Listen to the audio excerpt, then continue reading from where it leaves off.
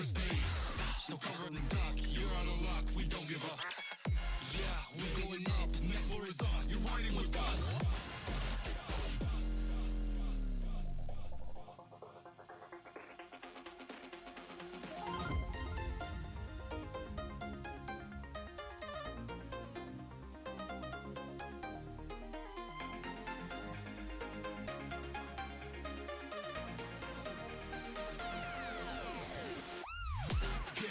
Get up, we want you to get on your feet. Stand up, stand up, stand up. Come on, get loose with the heat. Right now, with the body till we black out. So get the fuck up.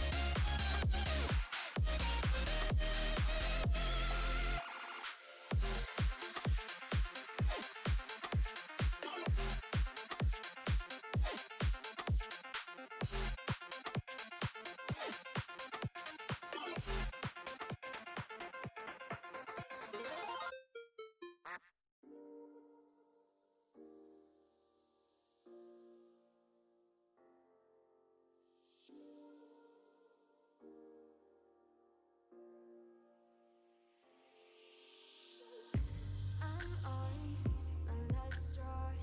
I'm broken and I'm woken up. I'm done feeding your lies. I've had enough. I can't run your place in this faulty game. No. And all the words you speak mean nothing more to me. 'Cause let's start over now.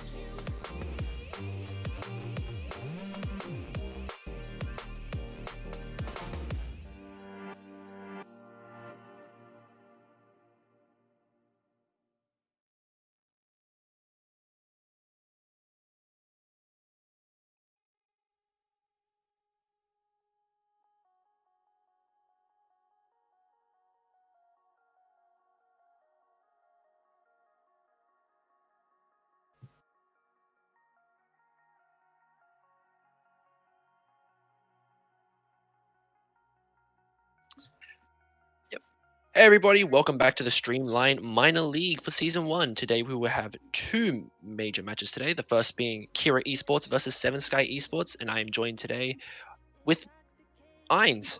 How are you doing, Eins? Eisenstein. Call Eisenstein, me sorry. Eis if you want. That's all How good. you doing, Eins? I'm doing well. I've just hopped on. This is my first time casting, and hopefully it's going to go well. But I'm sure it will. Yeah. So what have you been thinking about the matches recently? I tuned in. Some of them were a bit one-sided, but it's all. I'm sure these teams are new to each other in some ways, or some have been going for a long time, and it's going to be hit and miss sometimes. But it'll all get figured out.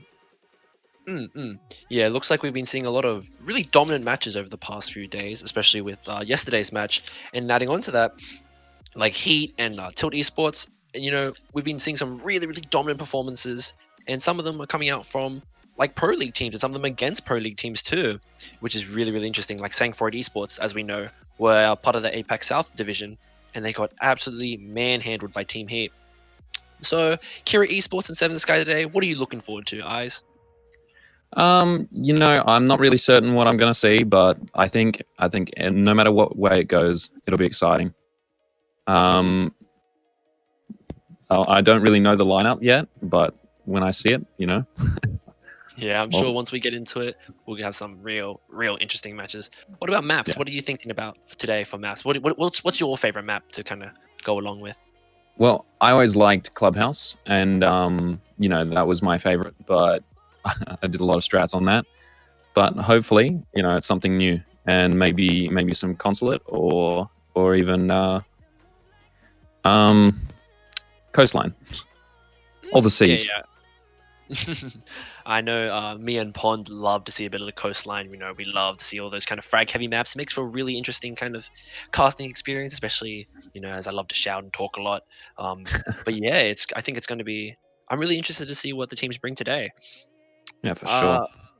And yeah, so looks like the second match we will have is between Virus Esports and SYG Esports. Virus Esports recently had to be accepted into the group because another team did drop out, and Virus Esports are taking their place. So, in relation to that, Virus Esports, they've got a lucky chance. They've been slotted into this group, and so now they've got a lot to kind of prove today, I think. And I'm really interested to see what they're going to bring in terms of power, and what they're going to bring in terms of like just raw kind of strats, and if they have anything interesting. What about you? What do you think about the underdog? Do you like underdog teams? That kind of vibe? I love an underdog story, but generally it's not always the way things goes. Wins aren't always easy in this case, but if it happens, that's what we want to see. That's the exciting part, isn't it? Yeah, absolutely. All right. Well, we are going to be moving on to the map bans now. They will be put onto your screens very shortly, and we are having Kira Esports on the blue side and Seven Sky. Sorry, and we will have. Sorry, let me just get this correct. Yeah, so we will have Kira Esports and Seven Sky on the orange team. Yeah, so it looks like we'll be jumping into it very soon. And the first ban will come out on Theme Park. Nothing too kind of unexpected there. Eyes, not a lot of teams like playing on the Theme Park, especially it being new. And what are your thoughts on Theme Park? I think it's got a lot of potential, but I think originally I always thought that defending was a bit unbalanced, especially with Throne Room and that. But it's an exciting map as well. Totally agree. And we will wait for Seven Sky's first ban, which hopefully is Clubhouse, because we have seen an awful lot of it recently. I think we've seen three or four matches on it, and as much as it is kind of good to be on a map that you're comfortable with, I think it's fair to say that I think everyone, including the audience, might want to see something a bit different today. Yeah, see it mixed up. Absolutely, because I think like when you go to Clubhouse, you got really solid bands. You got your Thatcher, you got your Kaid, you got your Mira band or your Echo band, and you bring your Capitao band as well, and that just kind of makes the map kind of get played out the same way. You go CCTV cache, you go church, and then if you win two of those, you go to gym, and then you just rotate that kind of cycle out. And we will be waiting for Seven Skies' first ban. It looks like they are still deciding right now. What are your thoughts on something like Villa or Oregon being played? They're always interesting. Oregon's obviously even newer than Theme Park. It's nice to see what sort of strats come out, and given that it's so new, you might see something new. Like you might see a new cam spot. You might see some coconut bra strats. You never know what you'll see. Oh, Yeah, I actually, sorry about that, small technical issue.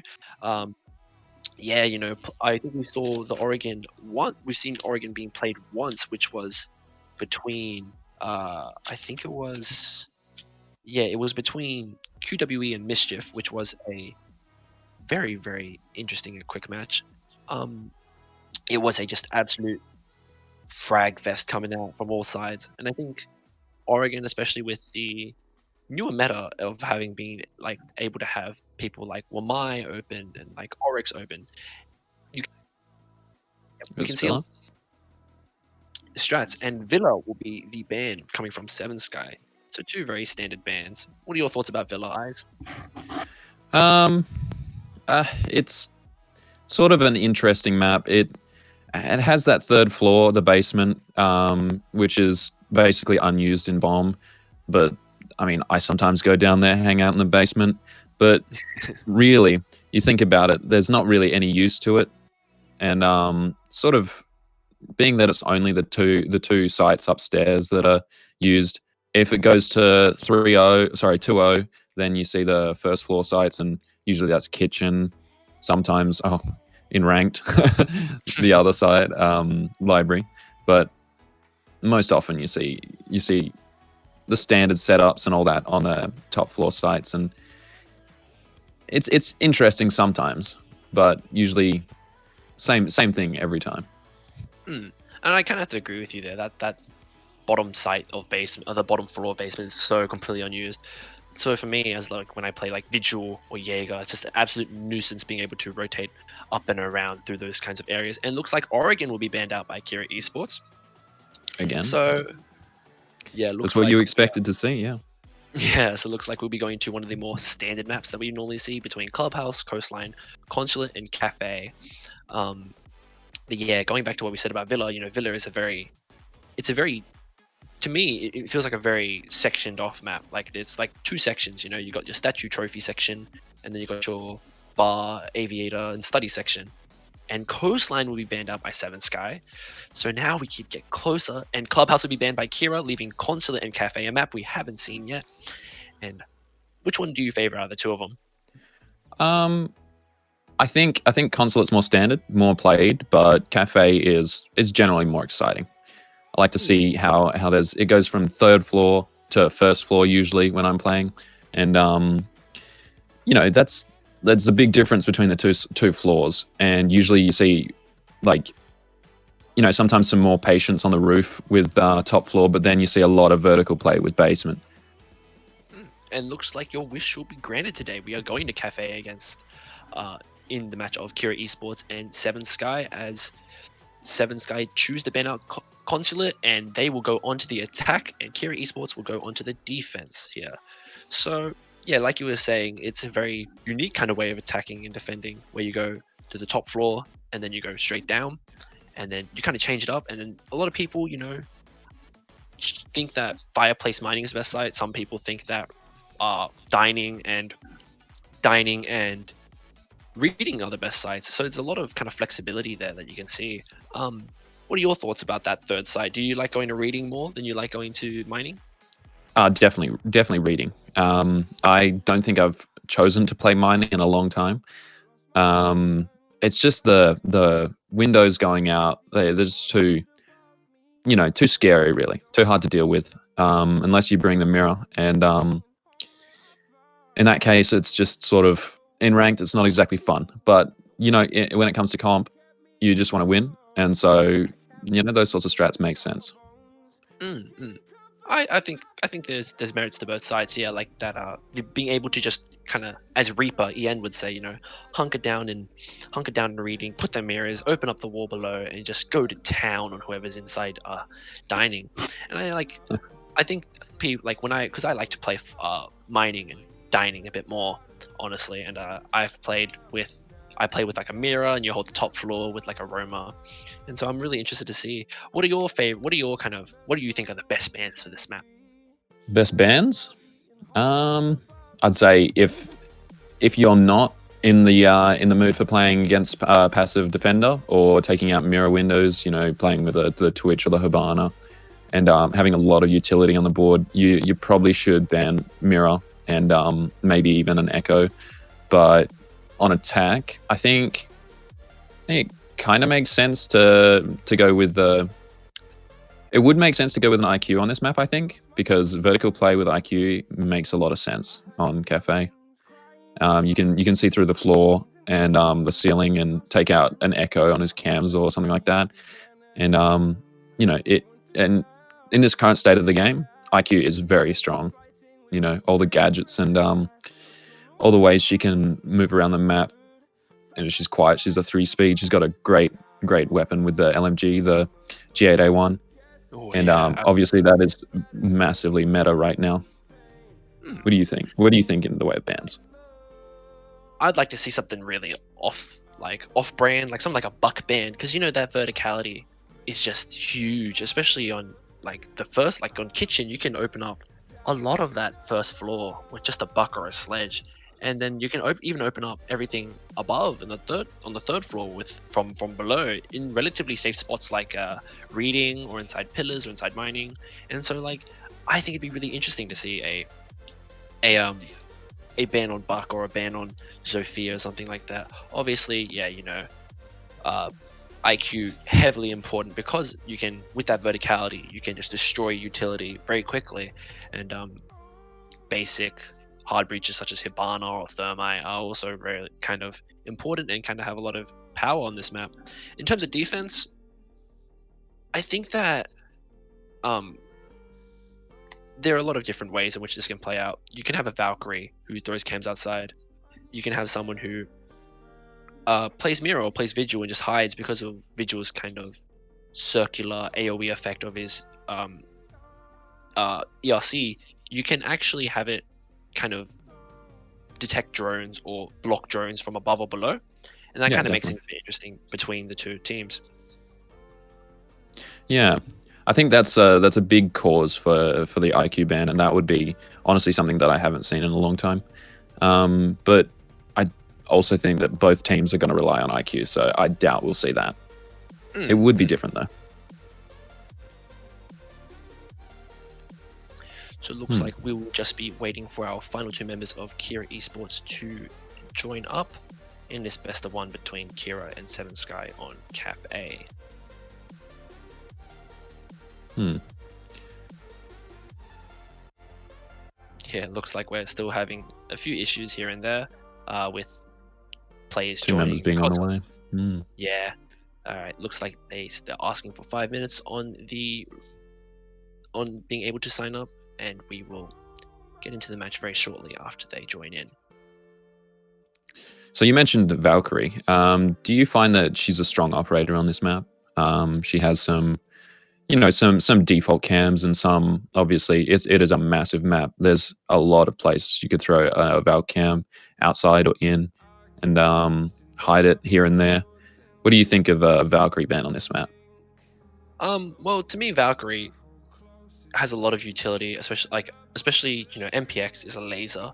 You have the Deagle, which can do some soft destruction and can also absolutely demolish some attackers off the face of the planet. And then you have a C4 as well. And on top of that, one of the interesting things I think is there's a lot of outside space on Cafe, and it's if you throw a cam out by piano, right, out of piano window onto that looks over the kind of vents balcony and that vents walkway, it's really hard to see if you don't bring an IQ or you don't actively know where that cam is. And same for throwing a cam outside reading or outside heaven, on that main wall outside, it's really hard to kind of detect those cams, and it can be an absolute nuisance for teams who are trying to kind of find their way around, or even just start pushing something. So it looks like we have our final 2 members of Kira Esports joining, and looks like they're still not ready.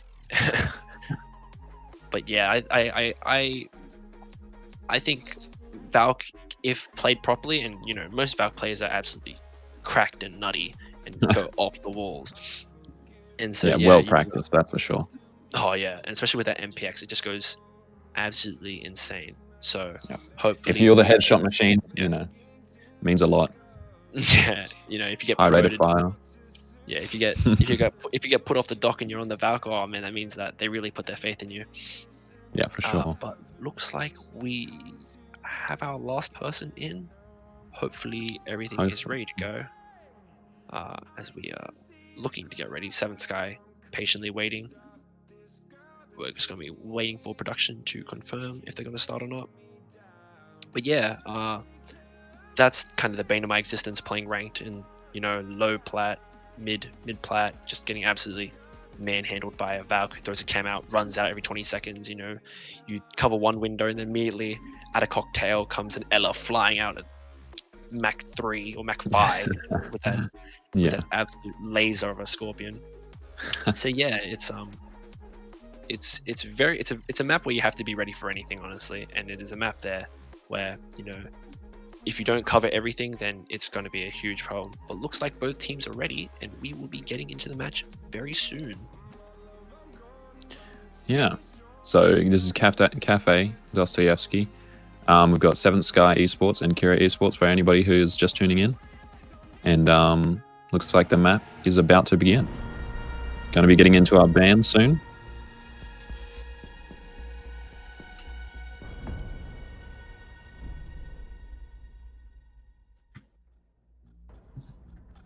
Alright, so first band will come out from Kira Esports. Hopefully we have an interesting band, maybe something along the lines of what we've been saying and talking about. And it will be a Thatcher band, nothing too extravagant, very linear Thatcher band. Prevents chili from being destroyed. What are your thoughts on it? Not that there's much else to say. No, not really. It's a bit boring, like you said. Thatcher's, he's useful for taking out. I mean, you can take out Echo drones top floor with him. If they're playing an Echo, goodness knows he's probably going to be banned. But the Capitao coming out as well, that's interesting too. I'm not sure if I've seen much creative Capitao play on this map. Obviously, Capitao is a strong operator, but I don't think he's a standard ban for Cafe. I'd have to agree. Capitao has a lot of utility, but sometimes there are better things that you can kind of bring. And the Echo ban will come out from 7 Sky. Nothing too interesting there. Echo, strong operator, yokais that do a lot of damage, MP5 with the ACOG that just tears through people, and 3 armor, especially on that top 4 site, can mean the difference between win the round and not. And the last one will be Mirror. So nothing too extravagant coming out from both sides, in my opinion. It's standard bans, honestly. And fair enough, do what you're used to. And I mean, yeah, without having a Capitao, like I said, I don't think I've seen them played very much. But you don't have the quick smokes that aren't counterable by. You don't have to bring the Wamai. You can just bring a Jaeger, and then you've got there's a Wamai anyway, but he switched on to Jaeger. So looks like they'll be running the double kind of ADS utility dump with Wamai, Jaeger, and a Goyo just to chuck on top, just to get rid of things like Sophia's and stuff.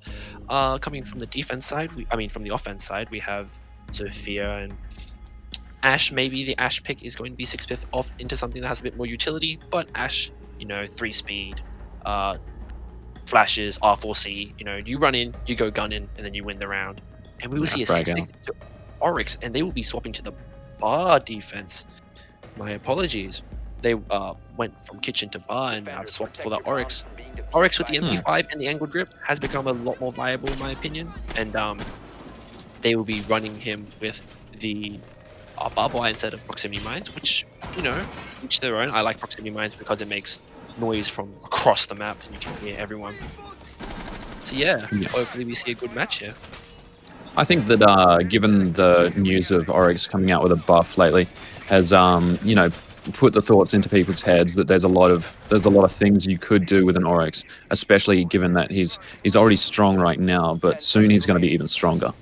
And so I think that a lot of teams will be looking to actually prioritize learning or improving their Oryx gameplay in the I time to think come. Oryx also provides a lot of power.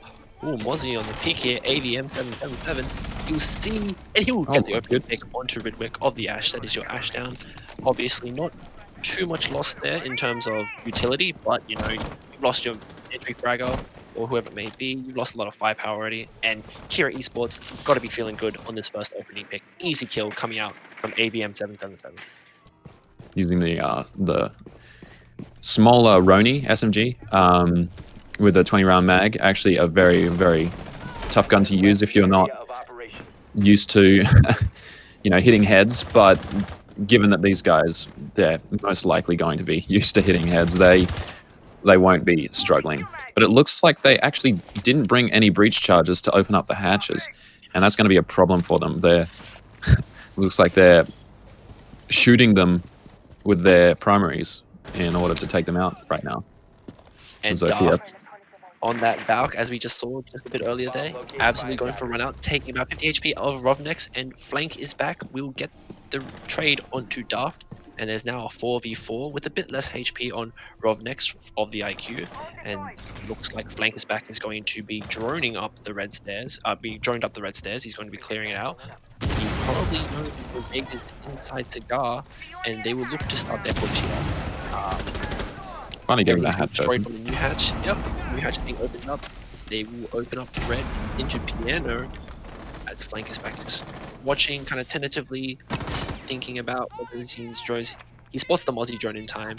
I believe that's the Oryx of Khajiit just on the red stairs. Yes, it is. Khajiit kind of just biding his time, waiting for the peak to come out. And Flank is back, will get a second kill onto Jaeger. And a few shots coming out here, and the down will come out onto Rovnex of the IQ. That will be a bit of a detriment. Yeah, AV 80 HP M777 lost. with a C4, it will miss, not killing anyone. But it looks Well, like it we'll took come down back. IQ's HP significantly there.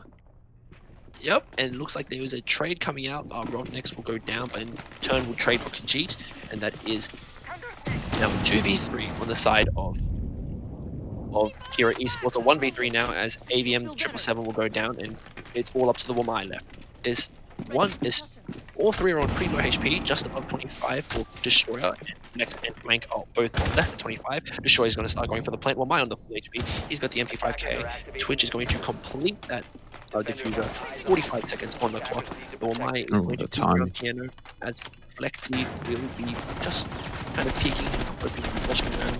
The first kill will come out on catch. The second kill will come out on catch. It's a 1v1 now. And Destroyer has just a bit above 25 HP. He's inside pillars. He's underneath the diffuser. He's probably going to hear the call and go for the spray. The long arm's going to come out from catch. Can he do it? He's Oh got 1 my second left. goodness. And it's going to come Wow. out. Kira Esports What a will clutch miss. 1v3 from Catched. And Though with it that might long proving arm, useful.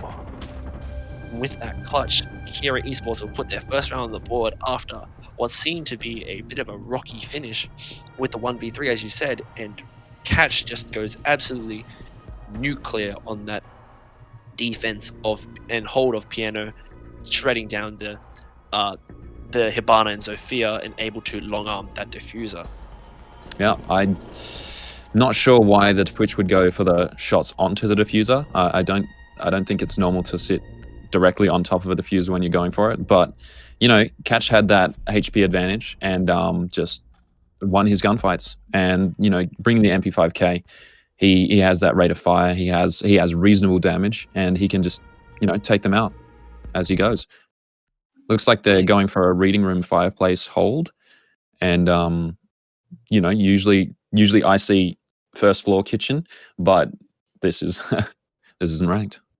Yeah, looks like they will bring the alibi as well to kind of put a bit of confusion and a bit of fear into Seventh Guy's faith and in their own ability. We will see the Vigil also coming out on Daft, and a Pulse coming out, which is a bit of a different lineup. They for going to a Mai and just putting cash on the Jaeger now, giving him a bit more of an easier gun on the R4C, sorry, on the 416, so he can go a bit more kind of crazy with it. On the offense side, we have pretty much the same lineup. Instead, Rovnek will be off the IQ and onto the Hibana, and Flank will be moved from the Hibana onto the Mav. Mav, a lot of strong power. You know, he's got that M4 and 2 nades. What are your thoughts about Mav, guys? I think he's honestly severely underrated sometimes. Obviously, he's played in the higher levels just right, but I think that Maverick has a very strong AR. Obviously, like you said, he's got the grenades, and grenades can never be underrated. And he's also got the hard breach, soft breach capabilities. You know, he does a bit of everything, which is what we noticed when he first came out. I think played right, Maverick is a fantastic operator. And yeah, especially with before how he used to be a lot more quiet on that blowtorch. It's Daft going for a cheeky spawn pick out by White. He's not going to be able to catch anyone just yet, but that'll come in handy for when they start to, if they push dining. We have AVM 777, sorry, I kept calling it 777, but he will be underneath piano inside train, just on the pulse scanner, looking around, seeing if he can find anyone, as the team of Seven Sky will begin their top floor attack. They will All 5 are on the roof currently. yeah, and the first death will come out onto Rovnex by Deathamar, and Ritwick will not be able to get the refrag, as someone will rotate away from Cocktail. Deathamar on 75 HP, AVM 777 will get the kill onto the Maverick. That's a lot of utility off the board now. There's 2 people on red stairs. They are still trying to find where this pulse is, you know. They're looking for him, they know where he is roughly. And the Twitch of Destroyer is going to be not spotted on that pulse scanner, sorry, and the sequel was missed by AVM 7. The run out from Khajiit is not going to bear any fruit, but he will not lose anything either, as all 3 are too far away to capitalize on this mistake coming out from Khajiit. They will look to slowly pressure onto train and mining, and AVM 777 is going to be holding a tight angle with that UMP 45. Cash is going down there. And Khajiit will go down to... Khajiit will take out the Twitch, but be refragged by... Sorry, not be refragged, but the refrag will come out onto the Vigil of Daft. Ash still playing upstairs with Zofia. There's a reasonable amount of utility here, but, you know, not really the greatest amount of hope, especially... Well, as you can see, they both go down. Catched here. Seems like he's having a very strong game right now. Just hitting heads. And looks like Kira will pick up the second round. Nothing too worrying for Kira there. They took a few more risks on that round with Khajiit running out and not being able to take anyone on that run out by White Stairs. But then again, they had enough. And I believe that Kira Esports would, you know, have faith. And Khajiit said, you know what? Even if I die, I know my team's got my back. And Deathamar picking up, I believe, 2 on that round. Very simple kills there, getting the opening kill. And the Pulse, who was able to take out the Maverick, I think was a very good pick for them. And we will look to see Kira complete their defense rotation with the kitchen defense. What are your thoughts on this, guys? Yeah, again, same, almost the same picks as the first round. There's a lot of sorry, I'm lost for words here.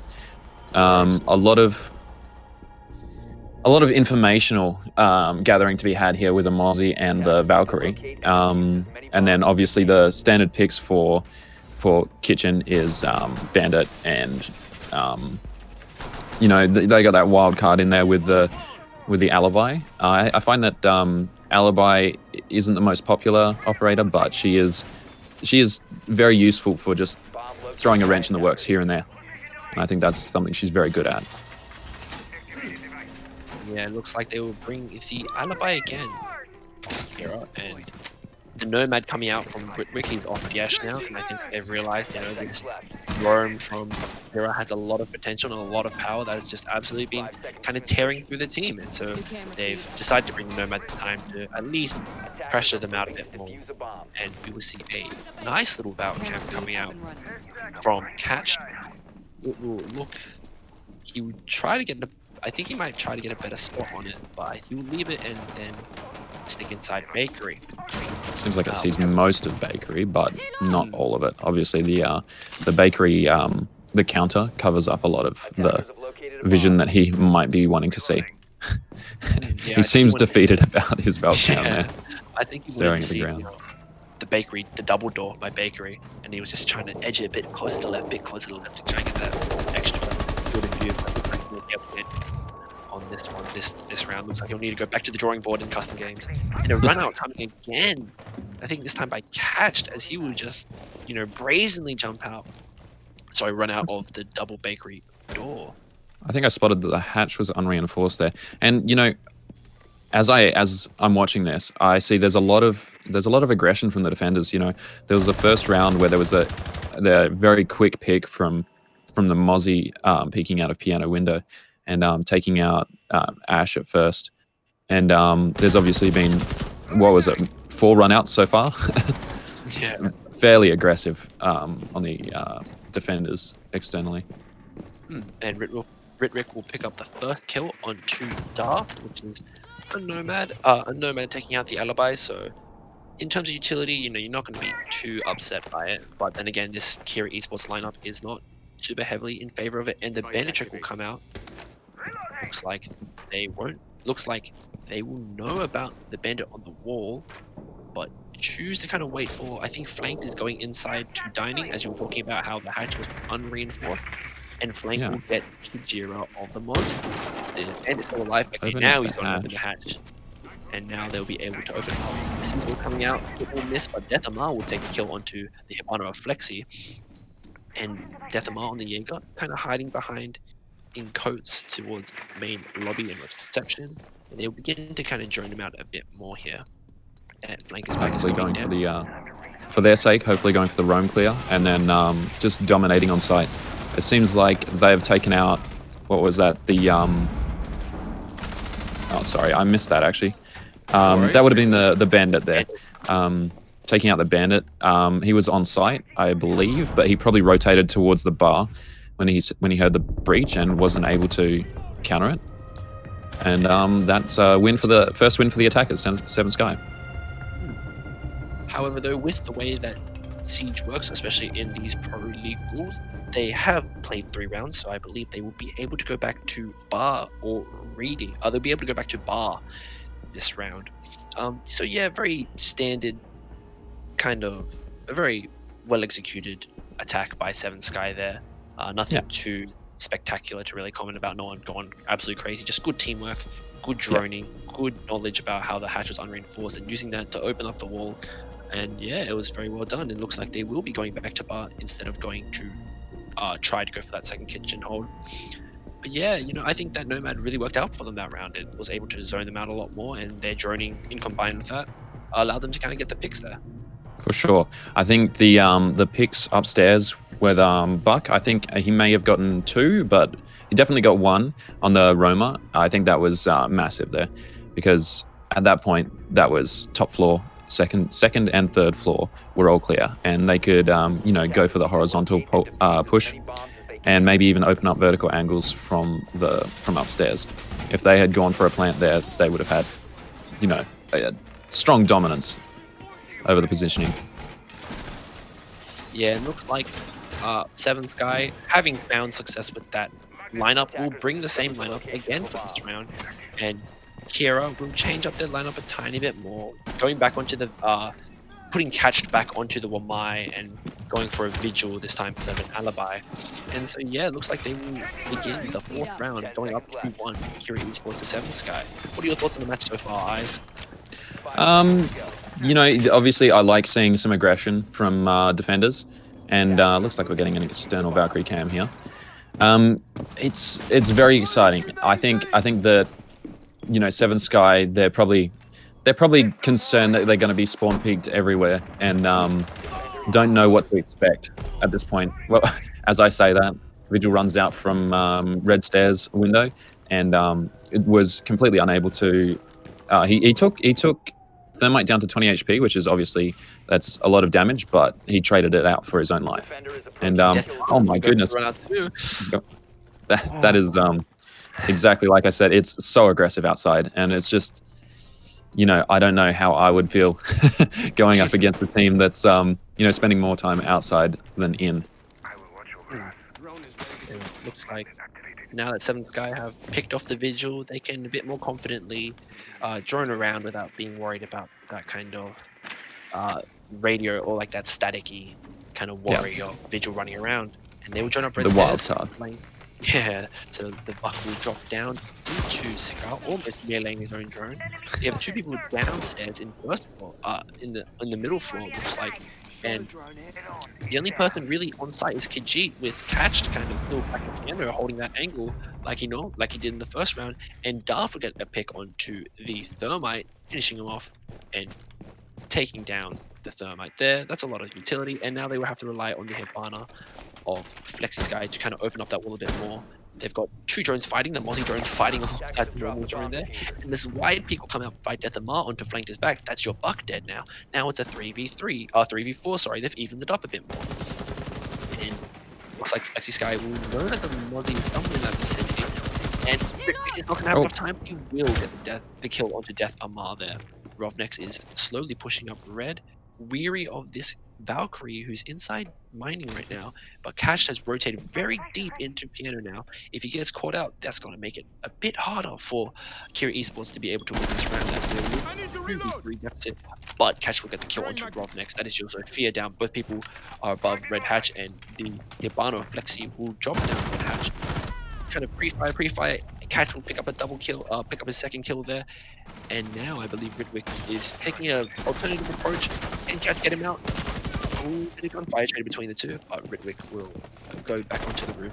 Catch jumping out like a madman. 2 jumps out. Oh no, it's been nomaded. And nothing will come of it. Catch will just sit outside here. Obviously the Nomad, knowing exactly where those 2 operators are, will just be able to, execute how she wants to, and know that there's at most 1 person on site. But whether or not that makes any difference, given that there's a pre-placed C4 there and a couple of attackers sprinting around, it was almost hopeless there, given the time. Yeah, and cheeky little run out from Catch coming out there. I think it was Catched and Darth, if I'm correct. Or No, was I think so.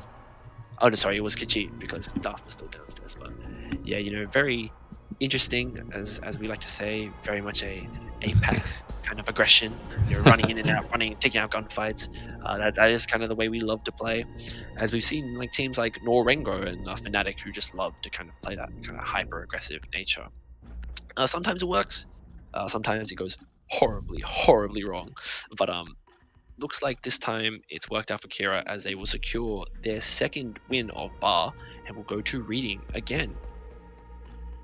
Of course, you don't want to be stuck in with 20 seconds remaining against 2 C4s there. They had the Valkyrie and the Mozzie both with... I'm fairly certain that Valk hadn't used her C4, but I could be wrong about that. But definitely Mozzie was sitting underneath with the C4 prepped, and it would have felt so hopeless there for the Nomad in the 1v3. And I have to imagine that 7 Sky at this point, they've had to have like a bit of a sit down with the team and say, okay, well, what can we do about these runouts, And they've brought Rovnex back onto the IQ instead of, I believe it was the Sophia. Yeah, I believe it's Sophia. Yeah. I think it was Sophia. And so, they decided, okay, now this is it. We've had enough of this kind of this tomfoolery coming out by Kira. All these Valkyries, not anymore. We're gonna bring the IQ. We're gonna try and zone it out a bit more. Flanked his back is still on the buck, and they've moved Destroyers onto the Sophia now. And I have to wonder if there could be any benefit to having a bit more flexibility within their team, and whether or not they could use that to their advantage. As it seems like Kira Esports are very free and flexible within their kind of lineup. You know, we see a Frost coming out, a Doc coming out. Ooh, Death of Mar Yeah. will take damage there on the Legion. I believe it was by the Zofia as he went for a cheeky peek onto the Zofia. You see, again, we have more Valkyries on the outside that are just going to give them too much intel and allow Kira Esports to kind of just run all over Seven Sky if Seven Sky doesn't respond. And Flex back is going to start to open up Piano a bit more as they're going to most likely drone it and go and look around a bit. A bit awkward there because the Frostmat will come out on the park, and that will be a huge detriment in reality because the Frost is going to come in wide. He gets one. He sees two. Oh, He won't tags up the Nomad, but does not secure the kill. Now, when I saw the Frost pick, I thought to myself, I don't think that'll work. But like you said, they are just full of new tricks. Every time you see something new from this team, whether it be a spawn peak or a run out, they are just full of tricks. And it looks like Kira Esports' aggression this round is not going to pay off as they would lose 3 lives, including the Doc, and that has kind of really hurt Seven Sky's chances, I think, for this round. But, anything's possible, especially when you have Catch on the Jaeger and the Legion as well, which can zone a lot of people. The Jaeger's going to peek onto Destroyer. Destroyer pre-fires back. Catch is holding this angle very tightly. And it looks like Flex Sky will come around and get the kill from the new balcony onto Heaven. And now it would be a 4v1 with Death Amar, the sole survivor of that absolutely manic gunfight between all of them. The first down will come out onto Ritwick, and that will be a 1v3. The plant's coming out by Flexi as they will look to cover. Death Amar is going to rotate around towards to mining, and Destroyer will see him most likely on the peak. Our internet's kind of gone out a bit here. Looks like nothing has happened of it. It's 25, but Death Amar will get Destroyer, and that'll be a second one kill. onto Now Death Flexi. Might be able to ninja defuse here. Given he is the Legion, he could probably stop them from pushing in very quickly. It is the IQ. They should be able to... Oh my goodness. At the last second, the attackers win that round. Just denying the defuse of Legion and denying the 1v4, wasn't it? You have to imagine the communication of Seven Sky at that point when, you hear the Legion starting to defuse and Rovnex is all the way underneath in pillars. They're probably screaming, he's defusing! But, well, that is another strong point of IQ there, is she could have actually scanned the diffuse there, but I think that would have been more risky than, it would have been worth, given you have to use the secondary option there. And so, looks like they will go back to reading, having lost that round, and hopefully, this will be the last defense round from Kira, and Flank is back, going off the buck onto Jackal this time, and they will look to play mostly the same operators except for the Jackal instead of the buck there. And I have to wonder, are they thinking, all right, it's a last defense round for Kira, they're probably going to bring out something extra cheesy, they're going to have some mozzarella on this bad boy.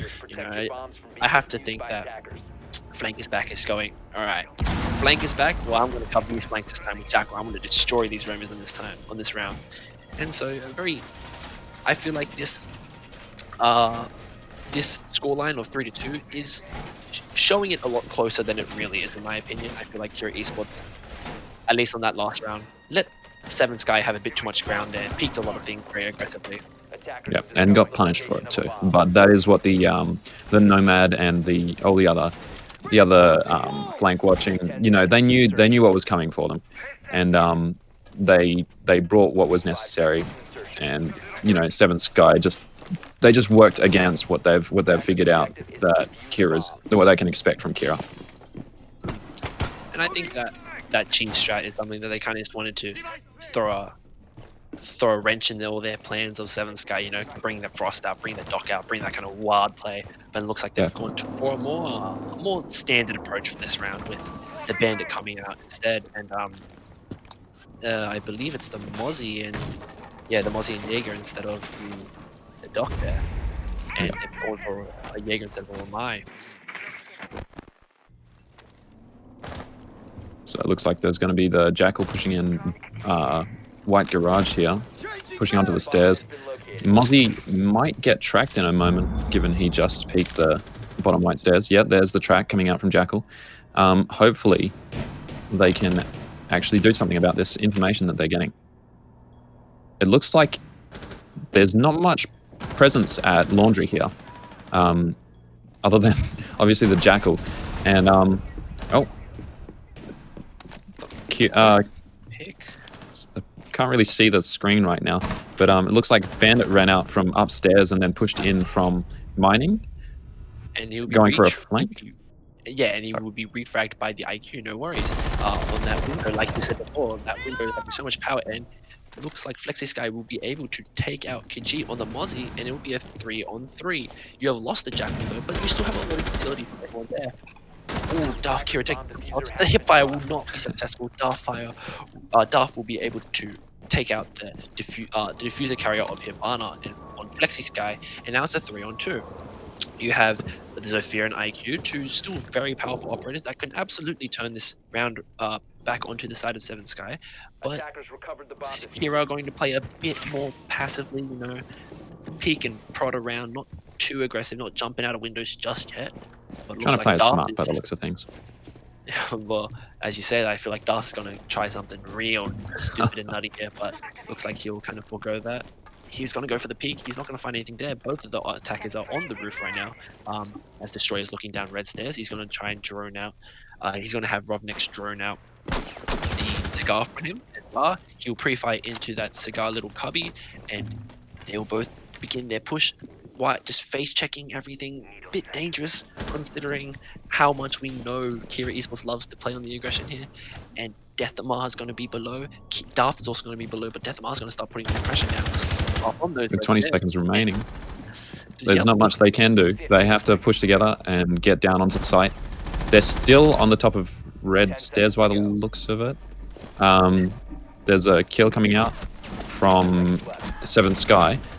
Valkyrie flanking the Zofia there. Zofia getting on site, and oh my goodness, they bring it back from the 2v3 and take out all the operators. It was a bit fuzzy there, wasn't it? Yeah, our connection to the stream kind of decided to drop out a bit, but how did they manage to do that? I'm just going to look at the stream right now. On 30 seconds left, you know, you had a 3v2, that's doable. You have Destroyer and Rovnex inside Cigar. You know the location of these two operators. And they had so much kind of space to kind of work around with here, Kira Esports. And I'm just watching the stream now. Destroyer peaks onto Heaven, and we have Death Amar. Death Amar loses the gunfight to the IQ. That starts off the kind of wild ramble. And so Catched and Daft have to kind of play a bit more passively. Daft goes to Pillars, and then Destroyer is able to kill Daft. And then as the Valkyrie of Catched tries to run out into bar to get Zofia, IQ swings by and is able to take out the Valk. So that's how that round played out for anyone who missed it. So yeah, very interesting round there coming out from Kira Esports. It feels like I said, that aggression they had kind of backfired on them, and they kind of got a bit too carried away with it. Yeah, I think that again, it was Kira's aggression that, yeah, it is their blessing and their curse. It got them so many kills, but then, you know, they become so overconfident in that point, and then they end up losing some gunfights just because they haven't been, you know, wary of the fact that they could. Well, I mean, when the Valkyrie didn't kill the Zofia there, that exposed her position, and IQ knew that she just had to push the cocktail balcony and take out, you know, the weaker weapon of the Valkyrie, and Zofia just went ham. She got shot in the back, then dropped, and I think there was a lot of luck involved with that. Maybe the comms weren't that great. I think it was maybe Jaeger downstairs at the pillars, and he was just looking the wrong way. It seems like he was staring just into nothingness, expecting a push from somewhere that maybe they had comms on. You know, they had called that somebody was pushing from red, but in the end there was nothing. So on to the 6th round now. No, Yep. sorry, Here seventh round. Esports are going to push very heavily here. The Jackal is going to take up the dock. That's a good opening pick, and they have a lot more control now. The castle having barricaded that cigar lounge has allowed the Jackal to kind of run freely, and he's jumping between the desks, hoping to kind of find some purpose here as they will look to push Piano. And the Jackal is going to take out the castle of Ridwick, and that's a 3-on-5 now. They're going to swing wide at the Piano. They have the backup coming in, they know the pings, and the Wamai of Blank is back is going to be taken out by Khajiit on the dash. We have Destroyer moving back into sight, pushing down right hallway. He's going to peek Piano, maybe get a few kills off this. But looks like Almost here Esports is ready in some capacity. Deathama will take up Destroyer. It's a 1v5 now. Oh, this is a lot of aggression coming out from Kira Esports, and they will get a flawless round on this top floor offense. Yeah. Kira Esports bring it up 4-3. I think this is an interesting chance for Kira to show off how their aggression works on attack in this case, and obviously it's more usual to see aggression on attack, but hopefully the defense figures out how to counter that. And I feel like that kind of aggression coming out from Kira Esports was really well executed. AVM 777 just drops the hatch, takes out the dock, and as Ritwick comes to kind of check out a bit more, that open rotate that they've made kind of plays against them, and AVM 777 is able to do it. Interestingly enough, though, they had 3 people pushing the same door on Cigar Lounge going into sight, and I have to wonder if they had, a cheeky C4 come out, what would have happened, or if they, people lined up, that could have been a very different round. Definitely, but given it was pushing a smoke with just the SMG 11, it was unlikely, but we can dream. Yeah, I assume 7 Sky, when Rovnex peeks that angle, sees 3 heads there and just hopes that he was like praying for some kind of miracle with SMG 11, record kick left, right, and center. Looks like we'll move Take out all 3. Yeah, looks like we'll move on to the 8th round here, and they will go back up to the top of the defense. And they're going to pick mostly the same lineup. They will forego the castle, go for the Legion instead, having learned their lesson from the previous round. Destroyer Sky will unfortunately miss the outside cam. He'll go for the second try, and he'll get it. No IQ coming out. Khajiit back on the Ash there. So we have still a lot of fragging power, a lot of kind of heavy utility coming out. Our stream is a tiny bit delayed, so we apologize for anything we might miss. But looks like Kira will begin their offensive attack back onto the roof and going to look for piano control here. Kira taking the the note from Seven Sky and bringing the Nomad. It looks like the Nomad actually just spotted out the Valk camp, perhaps, that was thrown externally. Or maybe not, just still looking for it. I don't think we can actually see where it is just yet. But it must be fairly well hidden. Oh, what a pick coming from Death Amar. Picking a long angle from piano window onto site at the bar. And Cash will taking up onto Destroyer Sky. Sorry, that's my bad. And it's you a go ahead. 5-2 now. And Death Amar going 10-5 this game. Ritwick is on red stairs. Do they know he's here? He will miss a few shots. Oh, he's missed one. He'll take out one, and Khajiit will get the refrag. That's your Jackal down. Not a lot of utility lost there, especially on this post-play kind of attack. Link attack is going to be pressuring on the piano, and he'll be shot from behind. I can't help but have flashbacks there of what the smoke would have seen the previous round. Peeking up the top of red stairs, seeing Cigar and seeing 3 different heads. And you just, in that situation, where do you aim? Taking out one of them, but missing the first kill was probably what cursed him to, lose that fight. But in a 2v5, that is, or 2v5, that is unlikely win there. And Ritwick, you could see his kind of how he thought about it. He was trying to decide on who to kill. He saw the Ash, he saw the Hibana, he saw the Jackal. So he was just like, all right, I'm just gonna just go for the one kill, and he happened to take out the Jackal. And yeah, I think if he had held on a tiny bit longer, he might have been able to secure a few more kills out of that. Yeah, for sure. If maybe trigger discipline, you know, he saw the player running past. If he just ignored them and then peeked and tried to take out the next two rather than, you know, trying to react and kill the player running past. But you know, it is what it is. It's the round's over now. Shots were missed, but that's how Siege works. Yeah, and you know, we can always comment and theorize about what could have happened, but at the end of the day, you know, they just weren't. Rick just wasn't able to land his shots there, and you know that Seven Sky will go down to the first floor defense now, having, I believe, lost it both times now at the top floor defense. They will now go down to the basement, trying to change things up a bit, and hopefully get a bit more success on downstairs defense here. And you know, Kira Esports, their aggression has just paid off for them. You know, they've gotten the early picks, they've gotten everything they need to destroy this guy. I don't know if that cam is exactly where he wants it. Downstairs kind of knowledge. They will use AVM 777 on the Ayana, kind of act as an extra drone for him without having to use any utility. He'll know that there's a mute there and look to kind of peek around and get a very tight angle onto Bacon, sorry. We just spotted the catch on the Nomad taking out the Valk cam finally. Looks like it was on the balcony above the cars, and oh wow, he's prone on top of the from prone on top of the APC there. He takes out that was Doc on site. That stream is gone for me, but looks like there were four players pushing in the bakery there. Yeah. Alright, we have a bit more back. Looks like nothing else has happened yet. Back working on brass strats, and look what's happened. And looks like the Smoke of Rovnex will get one onto AVM 777, but he'll be refragged immediately out by Deathmar, and it's now a 3-on-4. They've left the soft bakery off, so it's able to get it.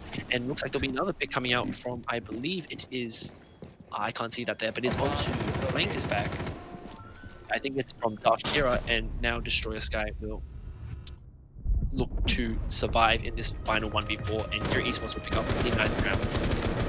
It seems like they're just droning themselves in, droning each other in, getting dominance where they need it, and then you know, exploiting the weaknesses. Sometimes, obviously, there it was a soft wall on Bakery Front, and they just pushed straight through that after droning out the service entrance. Taking out the mute there obviously was a massive pick. I have no idea how, but the Sledge player is just picking those fights with the SMG-11 and winning them, and it's truly impressive. I think that was Deathmar most of those. Yeah, sorry, that was Deathmar on Sledge those few times. Yep, and that kill onto Flanker's back was by Daft on the Hibana. Yeah, it wasn't too sure there because of our stream. A few internet connection issues going around here and there. Probably Siege servers, you know, having a rough time again, because we all know how bad those can turn out sometimes. But looks like we will have a 6-3 scoreline, and Seven Sky will look to go downstairs again. I want to know how. I think it was Cash how he got on top of that APC. You know. Yeah. I don't think I've ever seen that before, but I feel like I've seen it before. I just haven't noticed it yet. I believe he must have run off the roof and just like kind of hopped onto the backside of it and was able to. I'd say that makes sense there. I did see him rappelling up onto the roof and taking out the Valkyrie cam. True. And you know, it looks like now Seven Sky will forego even having the Valkyrie and just go for raw frag power with that Rook and the Doc there, with the Maestro, his Maestro cam on the top floor. Interesting kind of pick there. I feel like there might be a bit more utility or power having it on the downstairs, maybe to support a roamer like Destroyer, who will be on the top floor, but I guess we will find out as the round goes. AVM 777 on the Amaru. This is going to make for a very interesting kind of very interesting kind of round here, as they decide to go without the Ayana and without the Jackal. They're going for the Amaru. Amaru's flying through. Just missed quick on the Maestro. They'll have a lot more pressure now. Shot coming out from that G8, like we talked about, super powerful with the angle grip and the ACOG, and he will take Ridwick down to 75 HP, and Rovnex down to up 80. Destroyers taking shot outside small bakery. He's above, just below 75 HP. First pick comes out from, I believe it's Flanker's back, being immediately refragged by AVM 777 onto Roundx, and AVM 777 follows it up with a double kill. I think he's down Doc, but Doc will revive and Ridwick will go for the wide pick onto ABM 777. Another frag coming out from Seven Sky here onto Daft. It's going absolutely crazy in this round, and Ridwick will pick up a second kill. Flexi Sky will overheal himself. You will see Catch will take out Flexi Sky. Doesn't matter if you're overhealed, especially when you got that overpowered spot coming out from Catch. Catch in a 1v2 situation now. We've got lots of two behind. I believe both defenders are on site. Catch will take out that Maestro cam, and both players know the location of Catch. Catch knows he has to grab the defuse, he knows he has to run around. I don't think he knows that both defenders are on site, and Ritwick is just holding that very kind of disgusting angle. And Catch is going to know that there's a bulletproof. He's going to take it out. He's got a minute, but he's got a lot of time to play with here, and looks like Catch will just slowly peek around. I think he has a drone still left. I hope he saw the Maestro LMG that was just peeking out there. I don't think he will.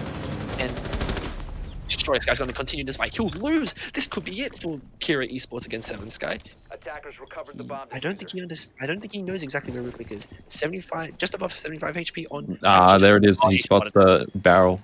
This is going to be a very unfortunate. The Maestro. Oh my goodness. That was and that's the game there. It looks like the Maestro didn't realize that he had the longest gun that he could have possibly asked for in that situation. And the hiding spot doesn't exactly go to plan. What a great 1v2 for Catch there. Or 1v3, sorry. Yeah, and Kira Esports will handily take the match against Seven Sky 7-3. What an absolute just mess of that final round. That was bullets flying left, right, and center. I could barely keep up. But 13-6 coming out from Death Amar there, and he would be the MVP of the team. And that was a well-earned victory by Kira Esports. I feel like they could have had a much greater scoreline with the maybe 7-1 or a 7-2, but I feel like they kind of let it slip away, having a bit of those fun time picks with the Frost and things like that. Definitely, and I think that some of those rounds were thrown away into the wind, given that they they'd overpeak occasionally and just sprint out, and at some point you've got to realize that it's coming always. And Seventh Sky started to stay more wary of their runouts and capitalize on it here and there, and that's what you need to do in this situation is read your enemies and counter them where you can. And but yeah, sorry, no, you go first. Well, we got to see our cafe there, and the bands, as standard as they were, it seems like the gameplay was pretty standard as well, other than the extreme aggression and on both attack and defense from Kira. It was basically just nothing crazy, some external Valk cams, and just mainly exciting gunfights there. Yeah, so that will be it for me at least. You will be continuing, I believe, with Lolo Pod for the match of Virus Esports against SYG Esports. I'll still be in the chat hanging around probably, but wow, what a game. It looks like we will be going to a small break while we wait for the second game. But thank you very much, Eyes, for joining me on this round. And thank you for helping me through as well. Oh, no worries. You did perfectly fine. And yeah, hopefully the next match is just as exciting as this one. Yeah, for sure. See ya.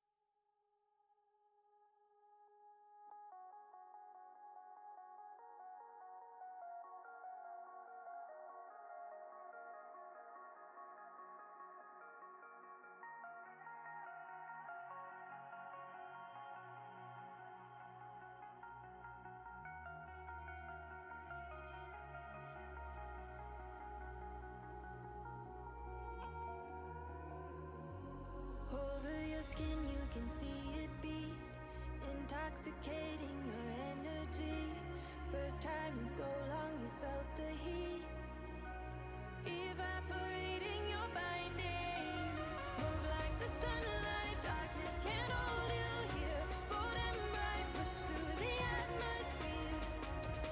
This is your dawn, this is your break. Move like the, move like the, move like the sunlight, darkness can't hold you here. Bold and bright, push through the atmosphere. This is your dawn, this is your break. Move like the, move like the.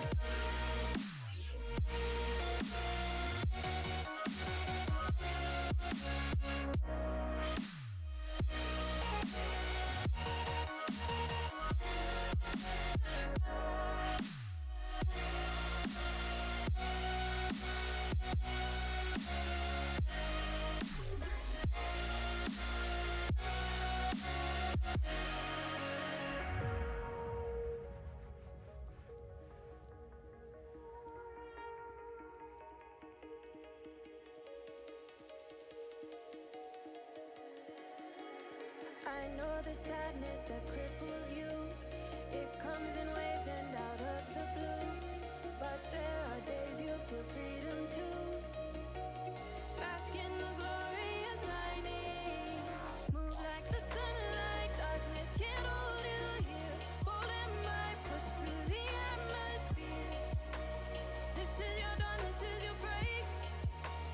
Move like the, move like the, move like the sunlight, darkness can't hold you here. Bold and bright, push through the atmosphere.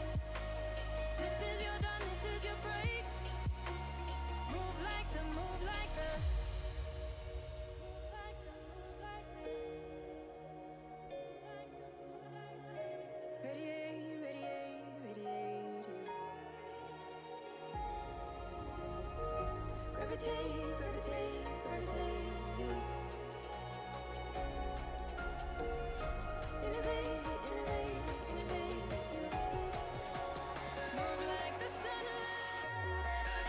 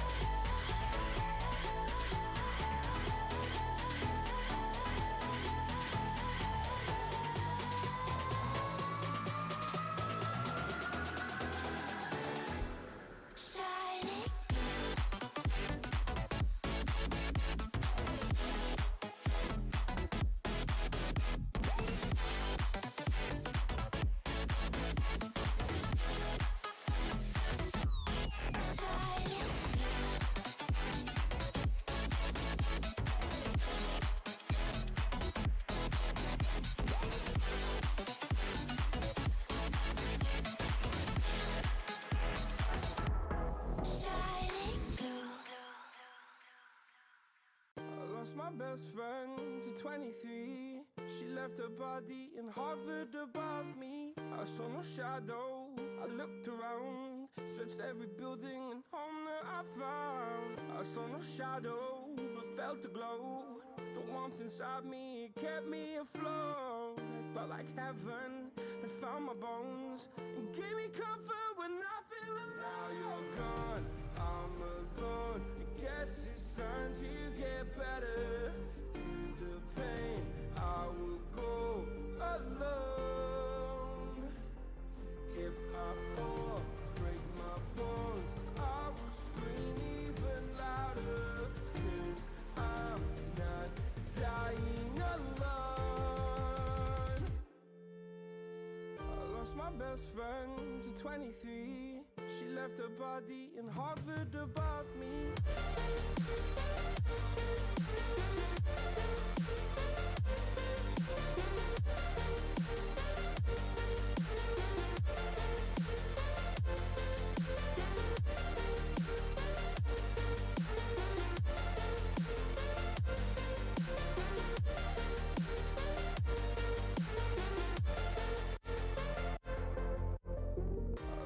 Best friend to 23.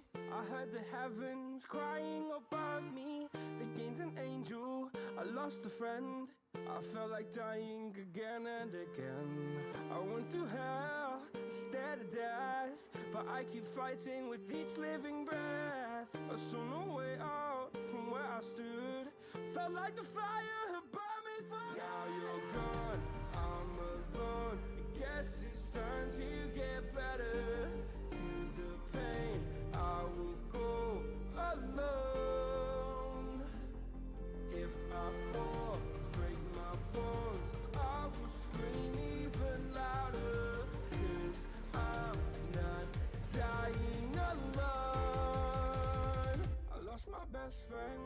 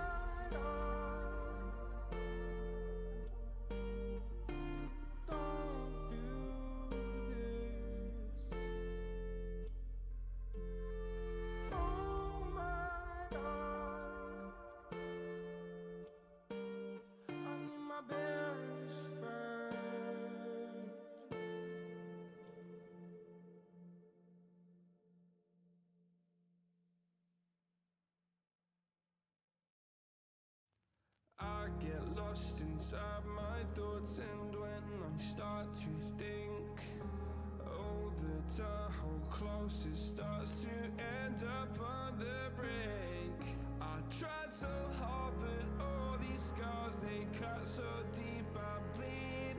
I fell so fast from heaven, it's like someone clipped my wings. Now I'm falling, and I can't see the ground.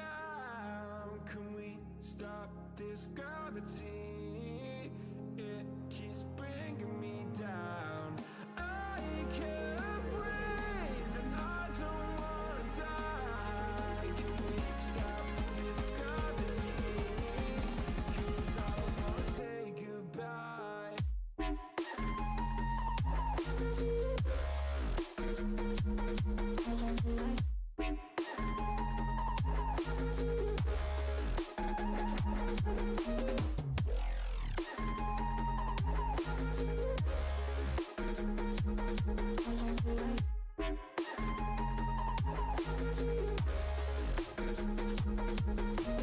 I forgive the pain you gave to me so long ago.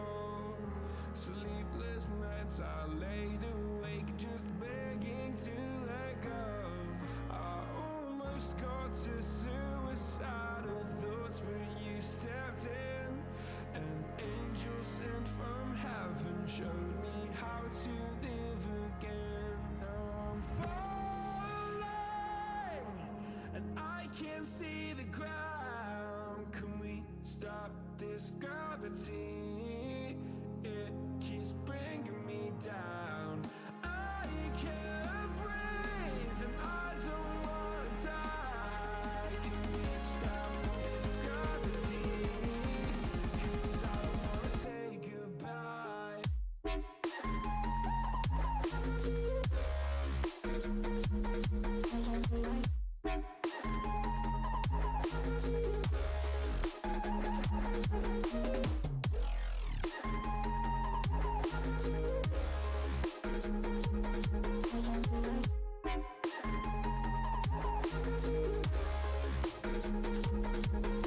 My love, I'm gone, I need to be strong. The darkness, it tried to swallow me.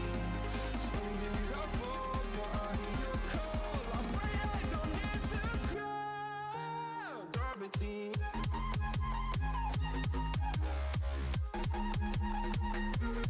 Gravity.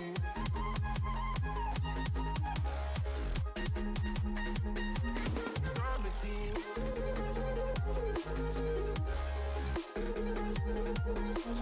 Gravity.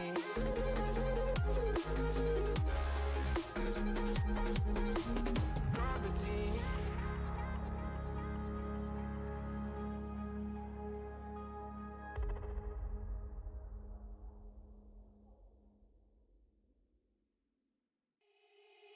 They said, don't fall, don't forget all the things you've been taught, you've been told. Don't blink, don't run, don't turn left or turn right or look straight at the sun. My mind's going in circles, I'm trying to fight it. Getting these voices inside to stay quiet. Gone to the place where all this began. Just start again. Oh, you won't see the light until the dawn breaks. No, till it's all said and done, you won't know what it takes. Gotta make a wrong turn and turn around. Gotta fall fast to pick yourself up off the ground. Until you get lost, you'll never be found, and you can't start again until you break down.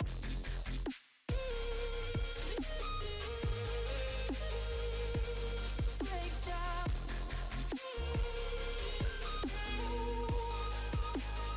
Until you break down.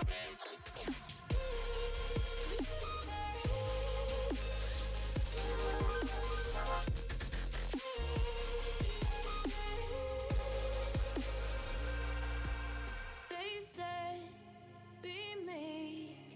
Look beneath the bed before you go to sleep. Keep on, I shine. You'll surely get burned if you reach out and touch. My mind is a battle, I'm trying to hide it. Getting these voices inside to stay quiet. Gone to the place where all this began. Just start again. You won't see the light until the dawn breaks. No, till it's all said and done, you won't know what it takes. Gotta make a wrong turn and turn around.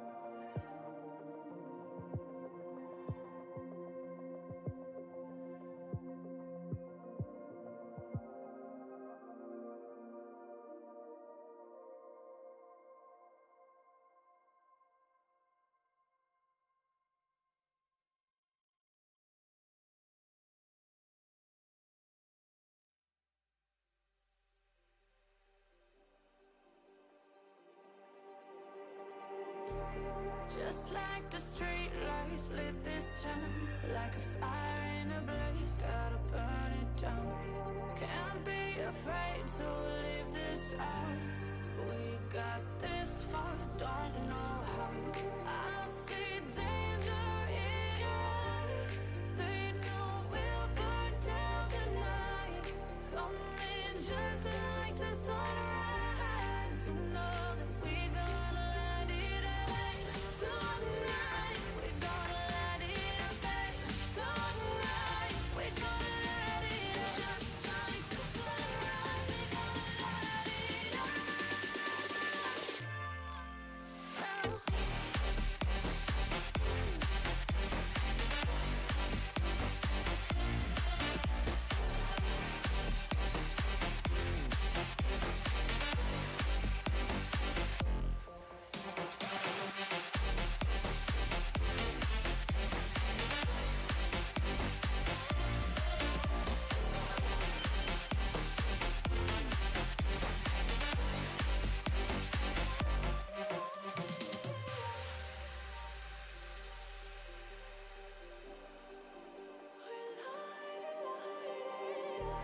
Just like a spark that's breaking out.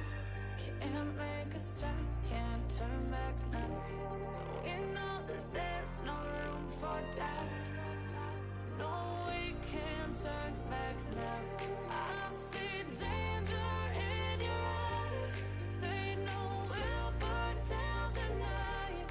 Coming just like the sunrise. You know that we gonna let it rain tonight. We gonna let it rain tonight. We gonna let it just like the sunrise. We gonna let it rain.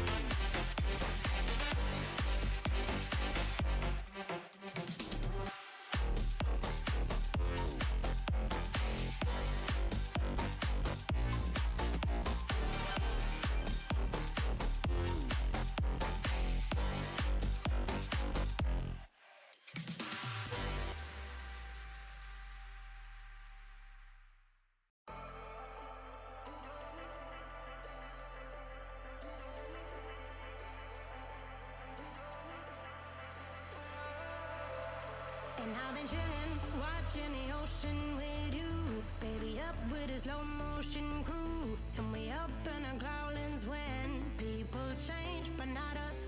And we just chillin', kicking it, kissed by the sun. Could be soaked to the skin in the mall soon. I know she got the good vibes when seasons change, but we're the same. Even if I lost all my money, the zero runs deep, honey.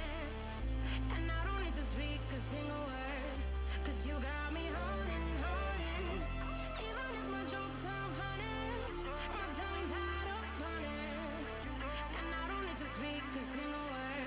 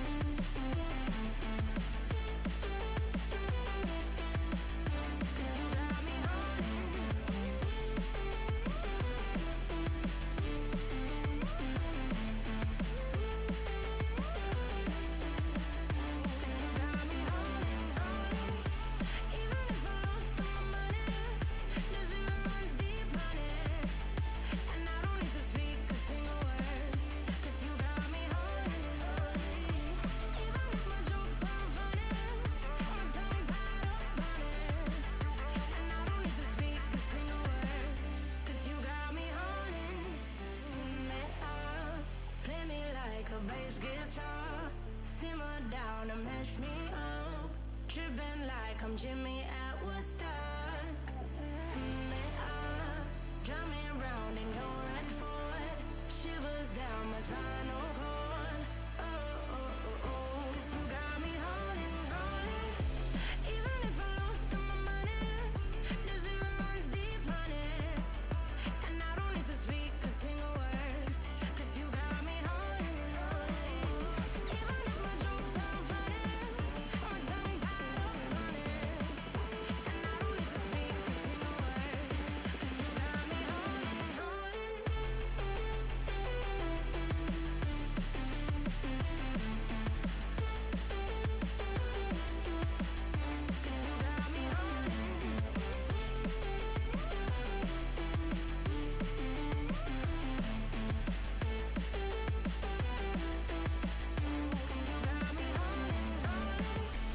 Even if I lost all my money, the zero runs deep, honey. And I don't need to speak a single word. 'Cause you got me holding, holding. Even if my jokes sound funny, my tongue tied up on it. And I don't need to speak a single word. 'Cause you got me holding, holding. Lonely.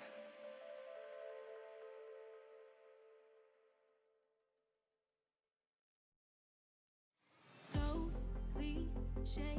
I see the sparks you throw my way. I know your name is written on everyone's mind. Your whole show is captivating me, but don't think that I can see right through that disguise. But when you got close to me, you had me falling so hard, baby, yeah, now I get it. You got heads turning, and you don't even try. Well, would you look at that? My glass is empty, glass empty. How about I get another drink, baby, drink, baby? Okay, I get it. You got fire burning, right there in your eyes. But when you got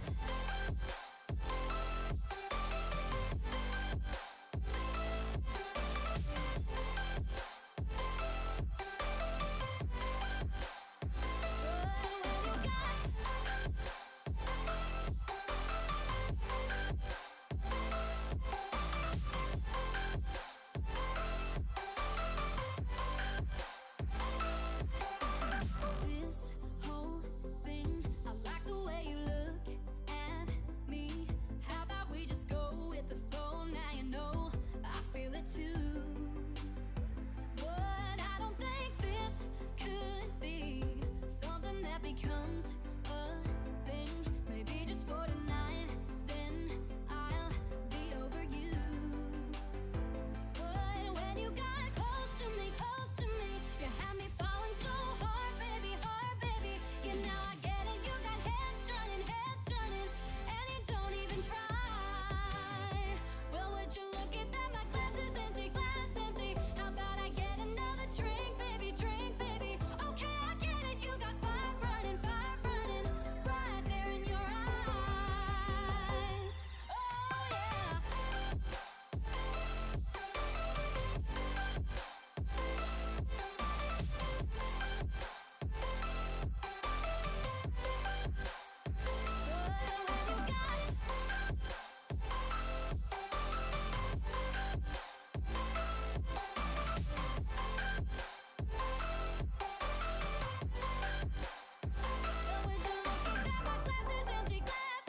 How about I get another drink, baby, drink, baby?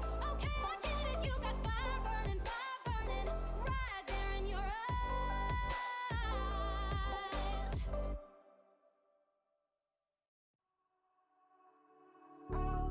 All alive.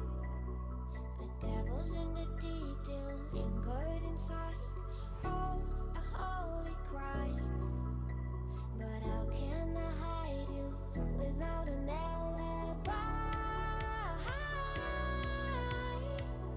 It's a lover's fight without an alibi.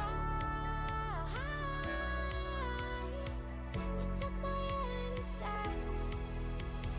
I can't wait no longer. I'm playing with the monster. monsters. Everything that brought me alive. Though we're all like monsters, playing with the monsters. They brought me alive, but got no alibi. It's a lover's fight without an alibi. It took my innocence without an alibi.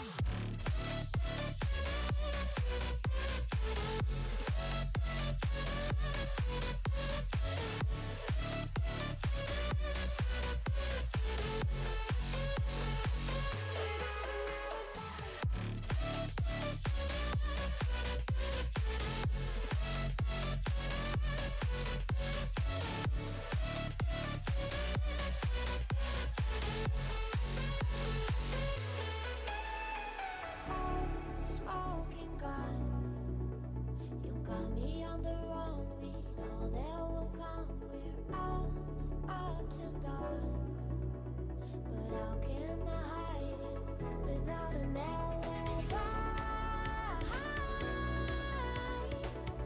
It's a lover's fight without an alibi. Took my innocence. I can't wait no longer. I'm playing with the monsters. Everything that brought me alive. Though we're all like monsters, playing with the monsters. They brought me alive, but got no alibi. It's a lover's fight without an alibi. It took my innocence without an alibi.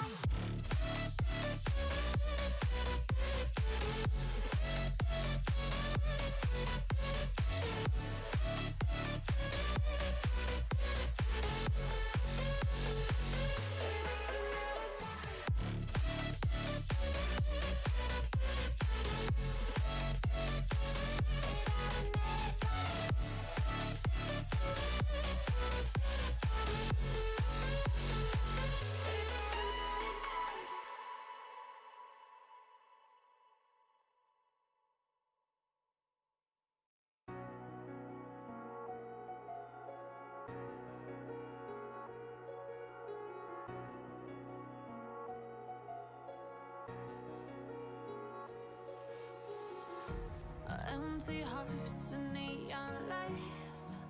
They're playing with my mind. Gotta get out of here tonight. Oh, I wanna run off and fly. And I'll tell myself it's fine to be alone.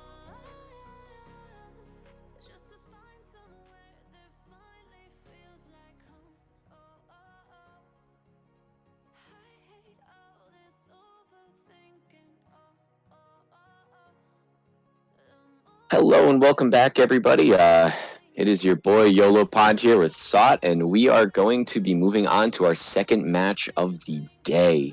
I believe this match should be, this match is going to be, and I have absolutely lost where we're at. SYG. It is going to be SYG versus Virus Esports. And the matches were switched up today. Virus Esports came in a little bit later. They were supposed to play. Team Kira Esports, and they had moved on. And because of the scheduling, we had switched them around. We had a really great first match of the day: Kira Esports versus Seven Sky. Both of those teams very strong. I know that Kira Esports has competed a lot in APAC South. Sot, you were in on that match. I don't know if there's anything you'd like to say, anything you'd like to add. I know I watched it, but you were the one gassed in there.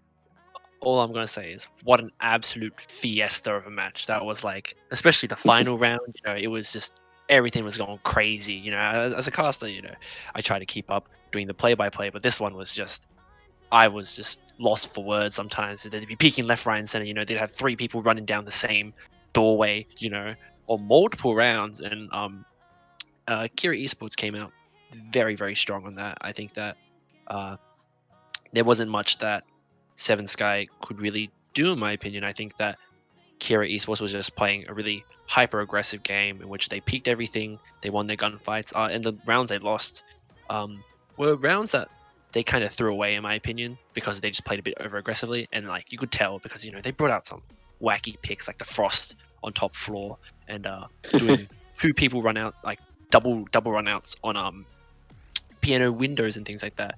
And I think it's that kind of thing. They're just having a bit of fun, just testing the waters. Maybe they were trying out some new strats, some pocket picks or cheese strats that they had stored in their back pocket for Pro League and APAC South, but they came out very strong in that. A few clutches here and there, like on the first round by Catched, and even on the last round there, which was a 1v3, I believe, by Catched again. So yeah, I think it was a very kind of, it's the frag heavy match that we always wanted to see, and that kind of just run and gun play style that I think we both love to see, don't we, Pond? And so yeah, I think Kira Esports are a huge favorite to kind of take the entirety of the tournament, and I'm really interested to see what Virus Esports' play styles like and what they would have been like had they had to have gone up against Kira. Yeah, and I think that Seven Sky and Kira were 2 of the stronger teams coming into this tournament. They both were just absolutely dominant the entire time. I think that the match could have gone either way. Just like you had mentioned, there were a lot of cheese strats, and as soon as they busted out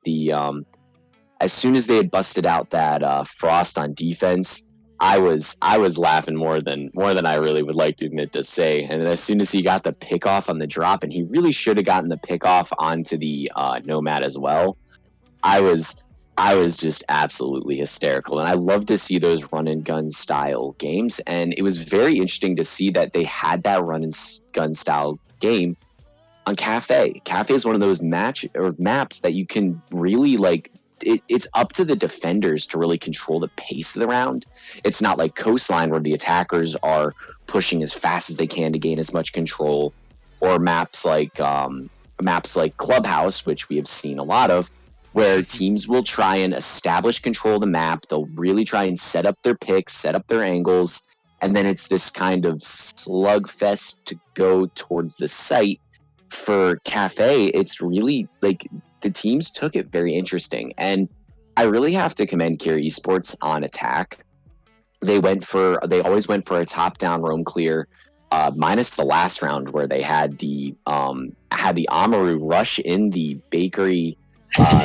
It's not the bakery window. They had rushed in the window right outside the bottom of Fred's stairs, and he just went for it. The Jaeger wasn't peeking it at all because they had somebody holding that window to prevent the rotate, and they decided it was 6-3. They're just gonna go for some cheese, and I really think that match especially really highlights everything that is amazing about the APAC region. I think that was not a utility dump map, even though they were playing the Wamai onto the Whitehall corridor, and they were playing that peak into Piano and peak into Cigar. That's more of one of the utility dump-esque things that they had, but they also decided, you know what, we're just gonna play, and they would jump 3 guys out the windows. And I'm really excited to see how they take on Mischief, because I've been saying since I've seen Mischief play, I still think Mischief is one of the stronger teams in the tournament, and I think Kira Esports versus Mischief, both of them will be playing with cheese strats, and both of them will be playing pretty aggressively. And just going back to what you said, Mischief were the ones who played QWE on Oregon, which was another interesting game, I think, where they really took a lot of gunfights, and they had a lot of very kind of controlled gameplay.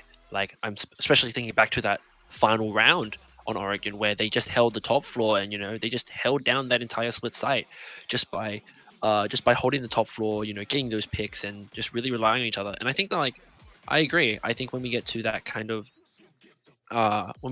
point where we're just, we've got Mischief again against Kira Esports, I wonder what map they're going to bring it to. I wonder how much they've been watching about Mischief, how much Mischief have been watching about Kira, and what they're going to do with that. If they're going to use that knowledge to just go absolutely off the walls, frag, or they might change their style a bit and play a bit more passively.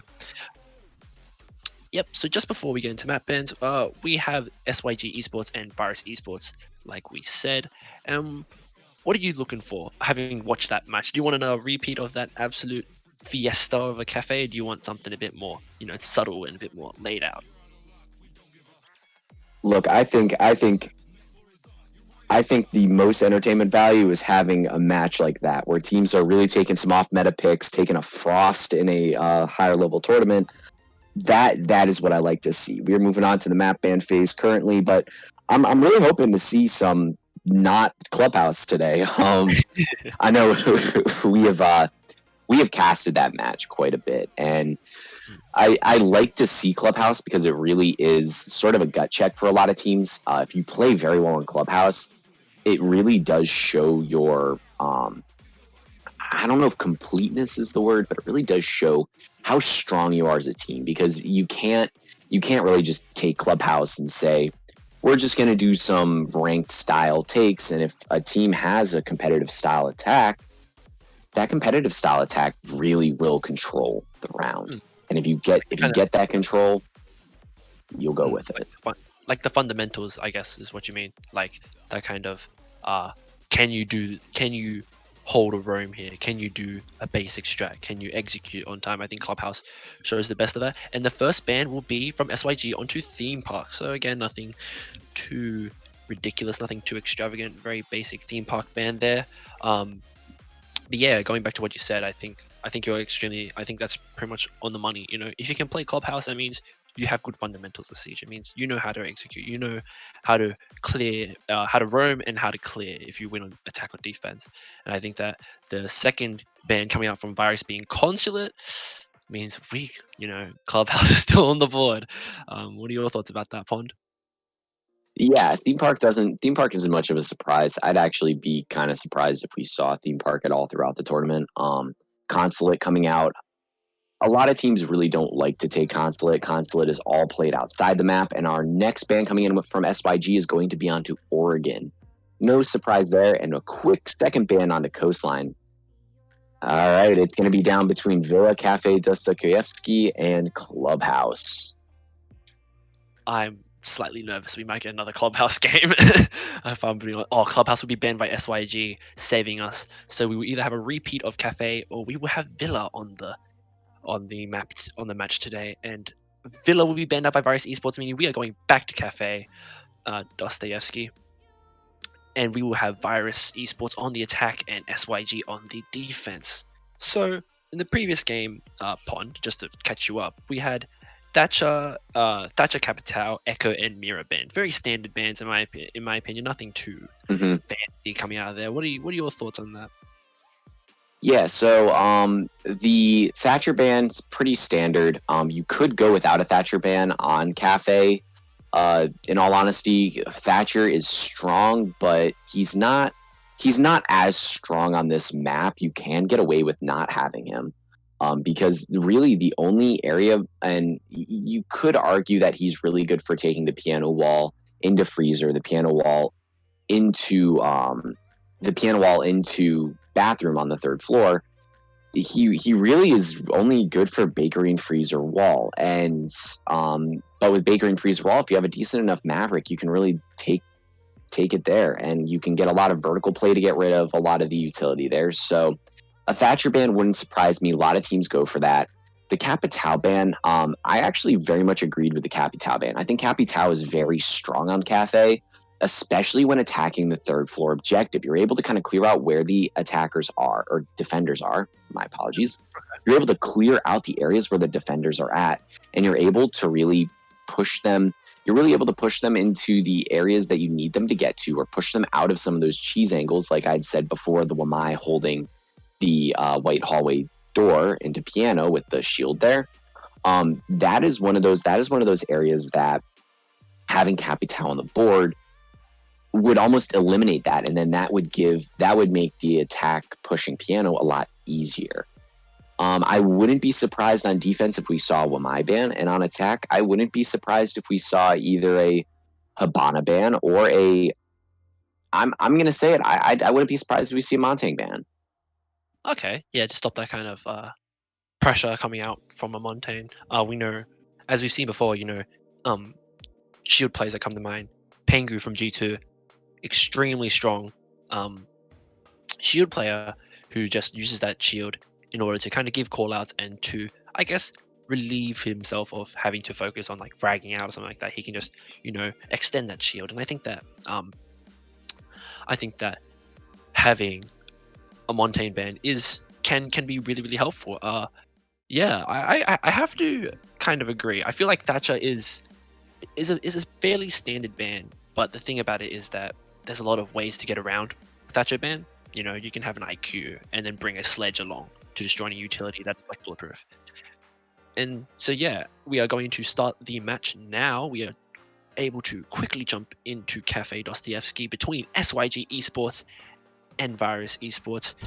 SYG will be starting on the defense, and we will get into their bans now.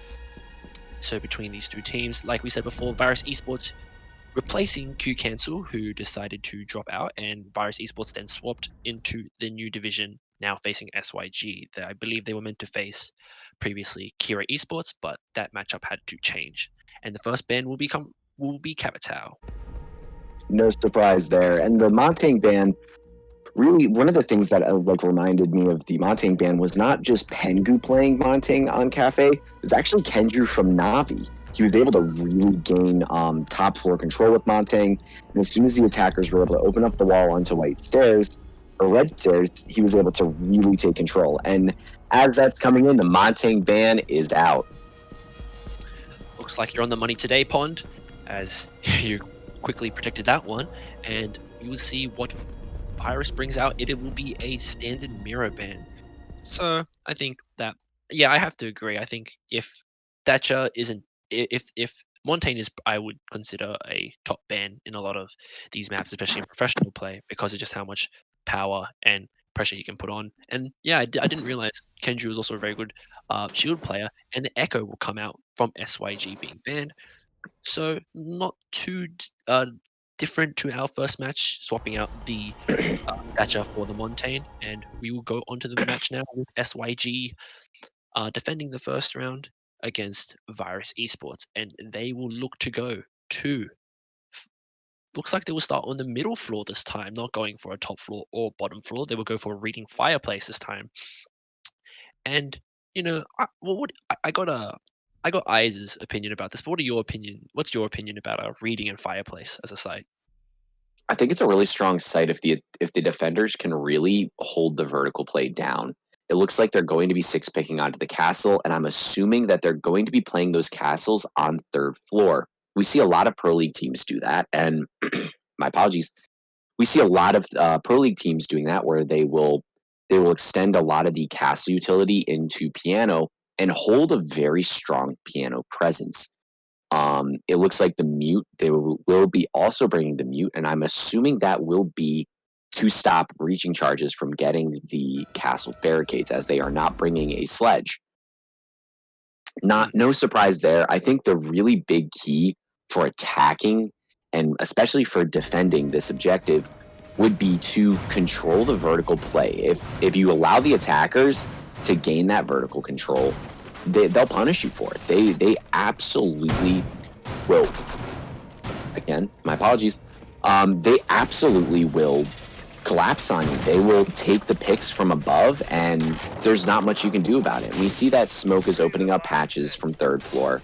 We see the castle playing above, and I believe he's going to be putting his castle barricades right in piano, and I think they're going to try and do... Oh, no, he's not. Very interesting.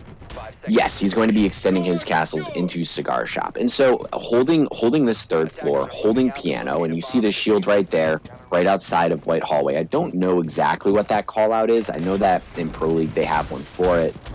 But they're really, like, again, and I will say this 100 times, and I'll say it 100 times more, holding third floor is the key for this objective. And I think that it's a very strong competitive objective. And it honestly is a very strong ranked objective, especially if you are able to, you're able to communicate with your team how you want to hold it.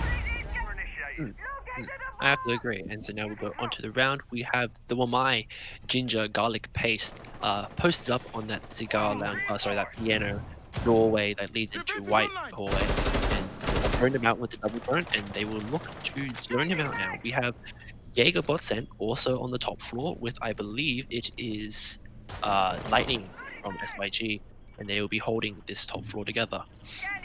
From the attacking side, we have the Nomad on that ARX with the Hollow, and they will be dropping down red. Looks like they've droned it out. The Nomad will come out onto the mid of red stairs, and Thatcher of Xylius will get Wamai. Actually, now they know that the Wamai is there.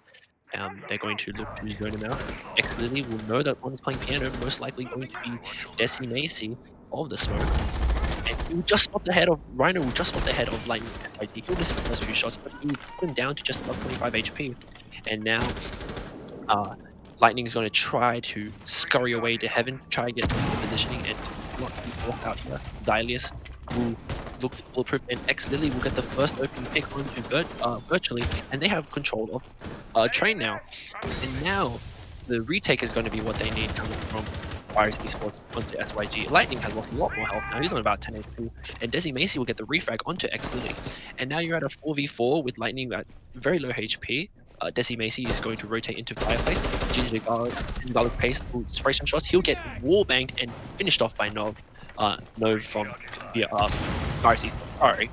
And it will be effectively a 2v4 with Lightning at very low health, kind of just trying to survive in this cocktail lounge top floor room.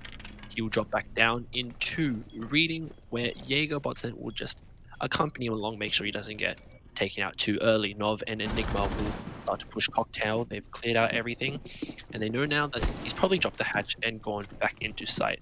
They will begin their final push now with 25 seconds left. It's still very doable for both sides. It's very even right now. Rhino's droning out, and the first pick will come out from Xylius onto Jaeger, and now it's a 2v3. Desi Macy will get the refrag from Enigma. Desi Macy taking a lot of shots from down below. Looks like the smoke holes have been kind of working against him in this one. Rhino will get a pick onto Lightning, but he'll be followed up by Xylius onto Desi Macy there. And Virus Esports will take the first round. Yeah, beautiful job done by the attack there.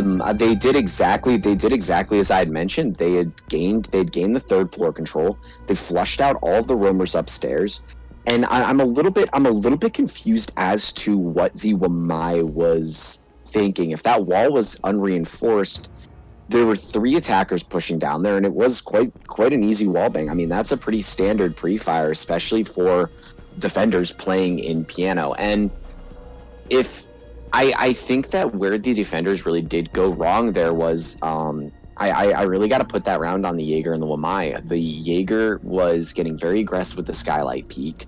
The Wamai was really stuck trying to hold off 3 defenders pushing from piano. I really think that the Jaeger should have rotated around, and the Jaeger should have tried to help the Wamai try and hold off some of those people dropping from red stairs. I think that if they got 2 picks off there, the round would have gone the other way.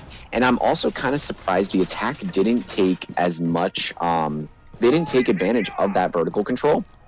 But I believe that's because they had the man advantage and realized very quickly they can drop. And because they only had about 15 seconds left in the round, they were able to really gain that control. I'm very... Go ahead. Finish up. Oh, so sorry. I am really impressed with how the attack did push that site.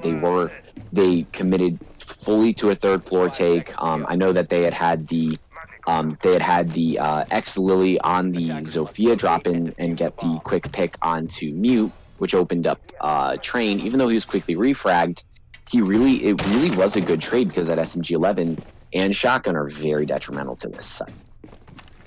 I was just going to add that it seemed like the Wamai of Ginger Garlic Paste was actually kind of left alone there, and he almost seemed to have a lot more control than he thought. And it seemed that Virus Esports had kind of left him alone, and he could have gotten more than 1 kill there, I think, if he had a bit more trigger discipline from that. But going on to the round now at hand, we have Exley put onto the Jackal this time, and SYG Esports bring pretty much the same lineup, nothing too drastically different, and the Jackal will spot out, I believe it's the mute, I'm not too sure, no sorry, it's the Valkyrie. As Lightning SYG will be frantically scurrying around trying to not get picked off that quickly, but they will have a lot of control now into right as SYG have lost a lot of the second floor. Lightning will die in the first opening pick here, and now they have control of everything in the second floor, or almost everything in the second floor. They have control of white, and they have control of reading. And that main freezer wall is going to be open now. No kind of pressure or or response coming from SYG, and now Desi May will be holding that right spot inside as Paris Esports look to kind of take this round hand in hand, much like the first one.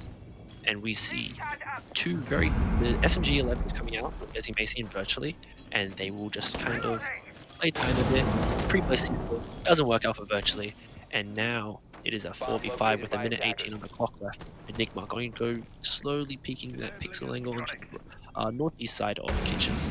Thatcher of Dalius will try to open up a utility, but Ginger Garlic Paste will get a frag onto X-Lily, taking out that Jackal, giving them a bit more room to move around in without having to worry about being constantly tracked. Ginger Garlic Paste has lost about 25 HP. The wide peak from Enigma comes out. He will take out Desi Macy. Now they have control of Freezer. Xylius will push into Kitchen with Enigma, and the plant looks like they're going to start coming out soon. Yep, the plant is going to come out soon. Virtually potentially running around, and we have Ginger Garlic Paste on the roam upstairs. He will spray some shots into Rhino VRS, who will lose about 75 HP. He knows roughly that he's in mining or somewhere in the train, and Rhino will get the kill onto Ginger Garlic Paste. Enigma will follow up on Jaeger bot sent, and now it's all up to Virtually in a 1v4 situation. He's been zoned out, and Virus Esports will claim the second round pretty handily there, I might.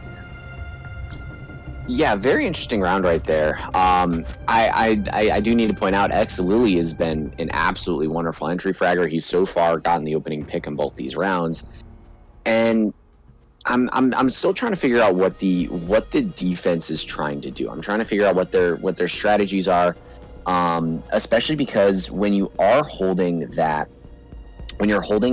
first floor defense on kitchen dining, kitchen cooking, you really want to have somebody playing in cafe dining, especially if you have a Thatcher still on the board. You do not want the attackers to open up that freezer wall. You want to be able to contest them. You want to shield out onto White Hallway from cafe dining, and you want somebody holding in cafe hallway.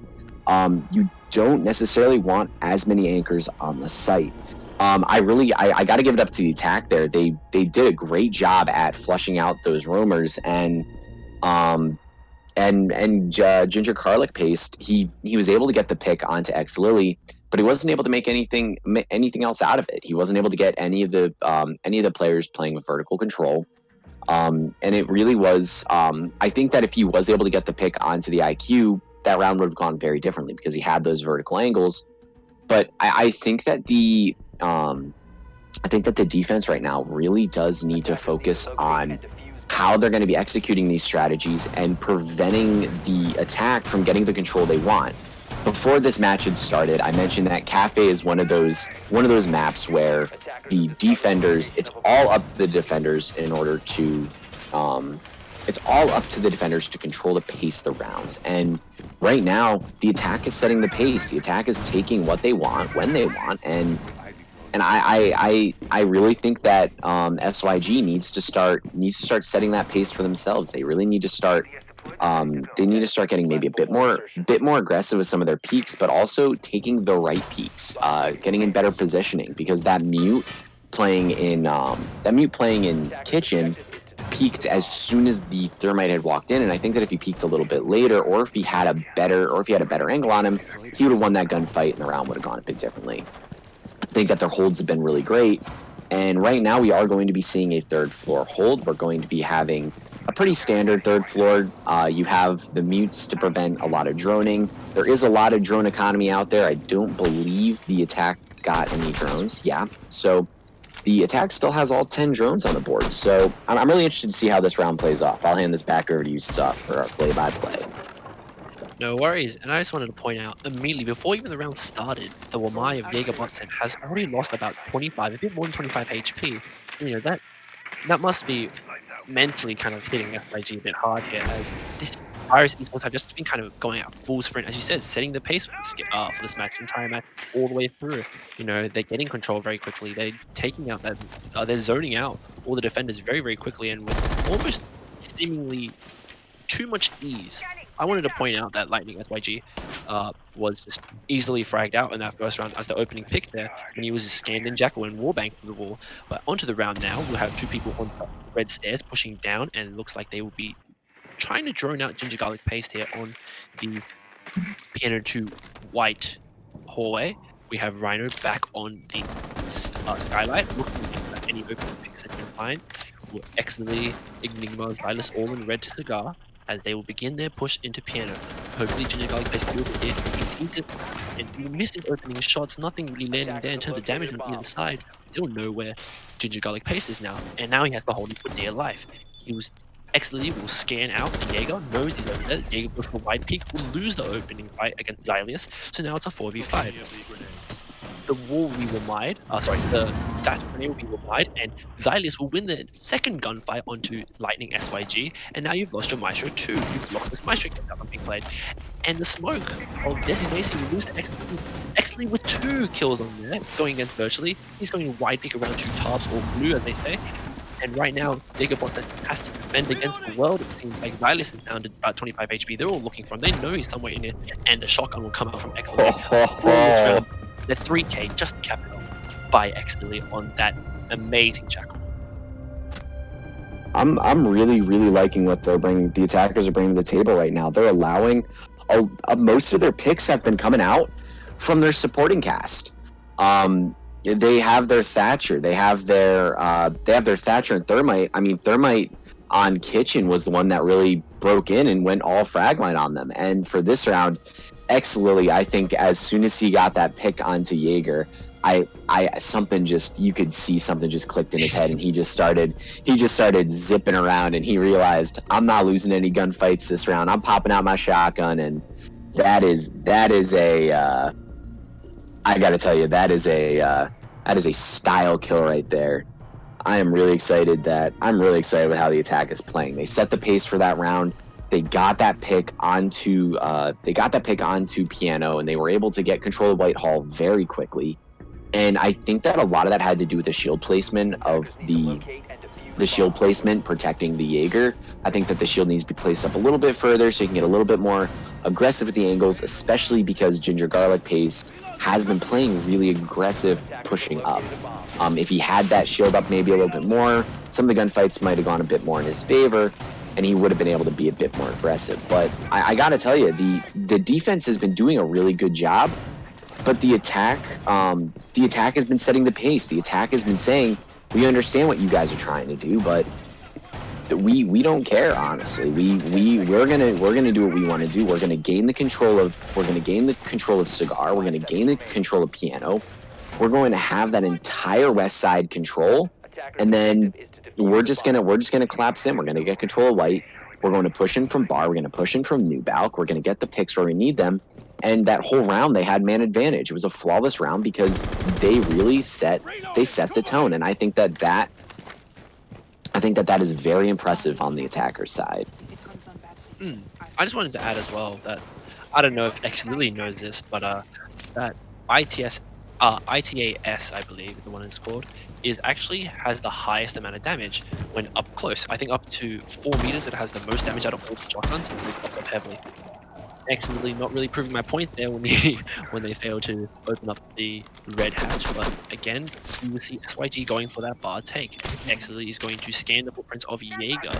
They now know the Jaeger is still inside Piano, and they're going to play that same shield placement there with a Maestro camp, and Jaeger's probably hidden behind it. Exley will drop down with Xylius, and they will have a triple drop down with Enigma there as well. Looks like Ginger Garlic Pace is running around towards Heaven, as Enigma is opening it up through Piano to red wall, and looks like they don't really know where he is. They pre-fire the wall a tiny bit inside the cubby, but I don't think they've actually spotted out where he is. He can go for a wide pick here. He'll win the gunfight onto X Lily. Ginger Garlic Place is now looking for 2, looking for more. He will get traded out by Enigma though, as he looks to find some sort of comfort from the new hatch. And we'll see Enigma kind of peeking down, waiting for his teammate to give out the call. Most likely going to be Xylius telling him, oh, there's someone Piano, there's someone still behind that shield again. You have Rhino on that cocktail window, and he will move over to White, which Jaegerbot looks to kind of be ready for it, prepared for. He'll know Rhino will take the gunfight against Desi Macy. That's a smoke off the board. Huge amount of utility lost there. Jaegerbot was unable to cover him, and now Virtually will know and hopefully go for the mute trick here. Hopefully he can get it off the time. Will he be able to? Yes, he No, he won't be able to get it off, and he'll be fragged out by Nov on Nomad. Nov picking up their second kill of the game, and now it's a 4v2 with Jaeger Botson having lost a bit of health too, a bit more than 50 HP. This is looking like a clean win for Virus Esports on this 4th round. Enigma going for the plant now. He's got about a second left. Virus Esports looking very confident here. Lightning will pick up onto Xylius. He doesn't know where the plant is. He's checking the default spot, but it's not there. It's on the south. Nov will take a second kill onto Jaeger Botson, and Enigma will clean out the round onto Lightning SG. A very concise win by Virus Esports. Yeah, I'm absolutely loving the way Enigma's playing right now. I love the fact that he was able to refrag his teammate, and I feel really bad for the Jaeger there, because when he had picked off the Jackal, Enigma was on his drone. He could have pushed into red stairs and gotten the quick pick on there, because Enigma was droning it out. And as soon as Lily was fragged, he called, okay, he's rotating over to New Hatch. Enigma quickly went out and traded him, and I gotta tell you, the way Enigma's playing and the way that Xylius is playing, like X-Lily's been playing completely balls to the wall right now. He's been really fragging out for his team, but this game has been really won by the support players, won by the Nomads stopping the flanks, won by Xylius playing the Thatcher, Enigma getting the picks that he needs to on Thermite. He's not just the Thermite going in, planning, and dying. He's going in, getting the plants off in a safe spot where his teams can cover his angles, and he's staying on the board as a 5th gun. And I know a lot of teams will play a Thermite as almost being like the designated planner, and as soon as they go in and plant, they die. Enigma's been fragging out, getting the trades. I really got to give it up. I think Enigma and Xylius have been the keys for the attacks so far in this game. And if you just look at the scoreboard right now, coming up from the Virus Esports side, it's a very kind of even look out there. You have 4 from Enigma, you have 4 from Rhino, you have 5 from X-Lily, which is expected given that they are the entry fragger. You have 4 from Xylius and 3 from Nov, which also is kind of expected of Nov, given that they're more the flank watching role and they're more just taking out picks whenever someone gets a bit too aggressive or ballsy on that roam. And I think it just speaks volumes of Virus Esports' kind of teamwork and just communication between each other. Like we saw very obviously when the plant was coming down, you had people watching almost every angle. Even though Lightning was able to get that first pick, he was immediately traded out. And so we will begin our 5th round here with SYG hoping to take a round on the board against Virus Esports. We have Lightning SYG now on the dock. He looks like he has given up on the Maestro and is going to go for the full ACOP this time. He'll be peeking onto that VIP window, excuse me for that. And looks like they will be holding a lot more kind of passively this round. Looks like they're, not passively, but it looks like they're going to hold pretty horizontally. I don't think there's anyone on the puzzles like you're coming out from SYG. And it looks like I am correct in that statement. Yeah, it looks like they've kind of given up the top floor and first floor and they decided just to go for a full bottom floor hold. And so for Virus Esports, this is going to be great for them because they've been doing this top-down clear this entire time. So, they're just going to repel into dining, fireplace and dining with kind of no care in the world. They're going to have a lot of control. And with the buck of Rhino, he's going to be able to open up so much of this first floor site, especially kitchen, and stop people from being able to rotate back in and around and feel a bit more comfortable. Like, he'll begin his assault on the walls of the ceiling of this map as SIG.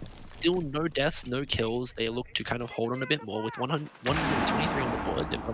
SIG will get an opening pick onto Nov. That's no Nomad Nov. And Rhino will refrag onto the smoke as he may.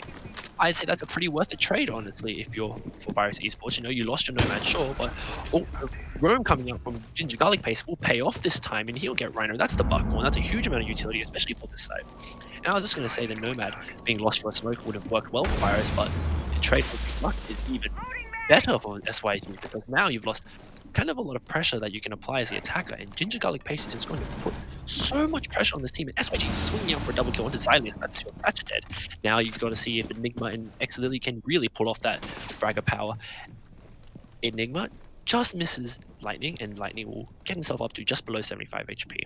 It's a 4v2 in the situation, and Ginger Garlic Paste is just walking, taking it slow, and meanwhile Jaeger Botson will be screaming as a castle, putting down that Bakery to prep door, and X Lily just flicking around, making sure all the angles are straight. Ginger Garlic Paste is going to run out on the jump out. He's going to take out Enigma. Can X Lily get the refrag? Yes, he will.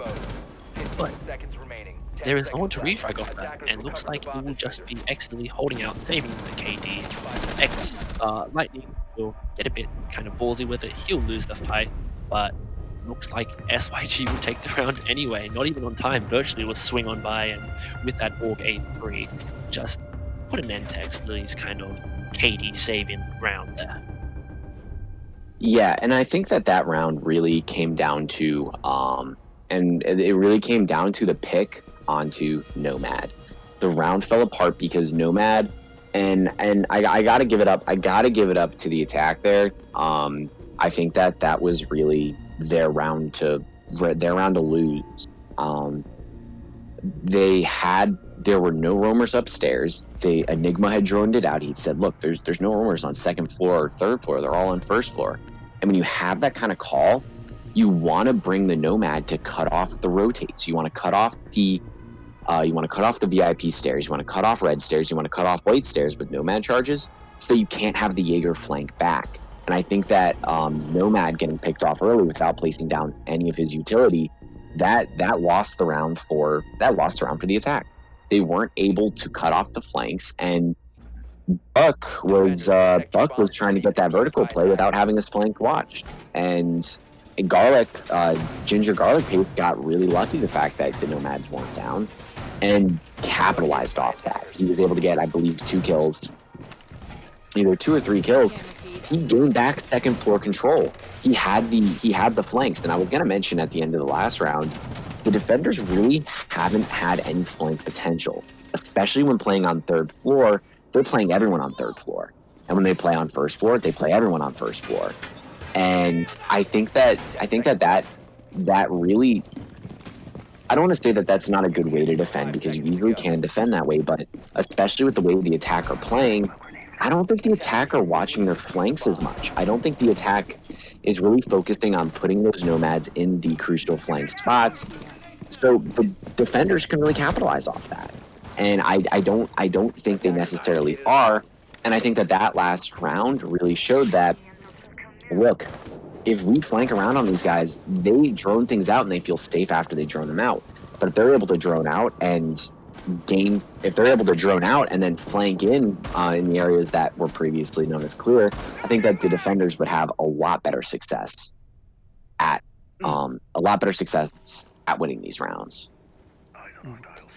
And so we see SYG going back up to the top floor for their final round of defense, and this time it looks like pretty much the same lineup coming out from Iris Esports. Nothing very particular from SYG. Lightning back on the dock here after his success on that double or triple kill, I believe, in the bottom floor bomb site. And this time they're going to bring a Kaid. Actually, that is a bit of a change. They're going to forgo the Wamai, and I believe it was Wamai, but they're going to have the Kaid instead. Ginger Garlic Paste is now going to have to survive a bit longer here in this piano hold. He doesn't have the shield in place like he normally does. He has the main wall behind him kind of to reinforce, to kind of give him a bit more room to move around him. He will now rotate back and he starts to pre-fire the red guard door.